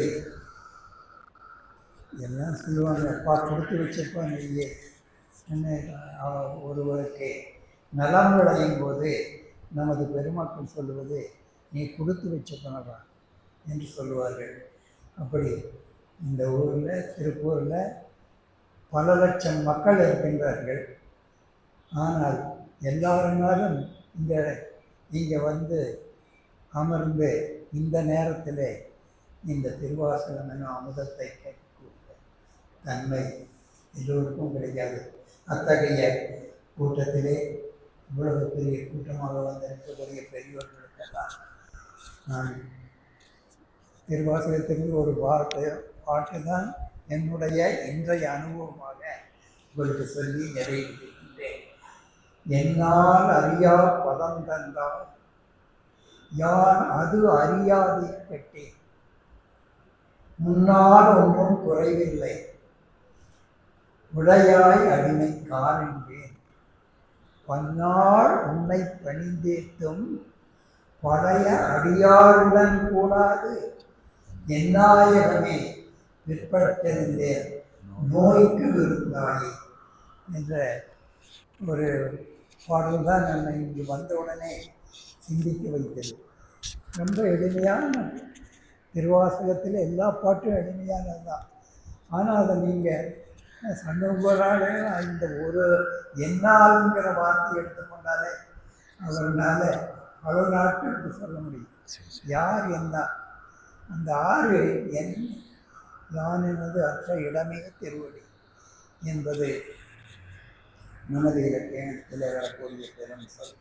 அத்தகைய நிலையிலே இந்த திருவாசகம் முழுதும் கேட்கக்கூடிய வாய்ப்பு பெற்ற நீங்களெல்லாம் மிக கொடுத்து வைத்தவர்கள். எல்லோரும் எல்லா பெருஞ்செல்வமும் இதனாலே இல்லார்களும் இல்லை உடையார்களும் இல்லை மாதவம் என்று கம்பன் கம்யூனிஸ்ட் சொல்லியிருக்கிறாரு. கம்பன் எல்லோரும் எல்லா பெருஞ்செல்வமும் எய்தலானே இல்லார்களும் இல்லை உடையார்களும் இல்லை.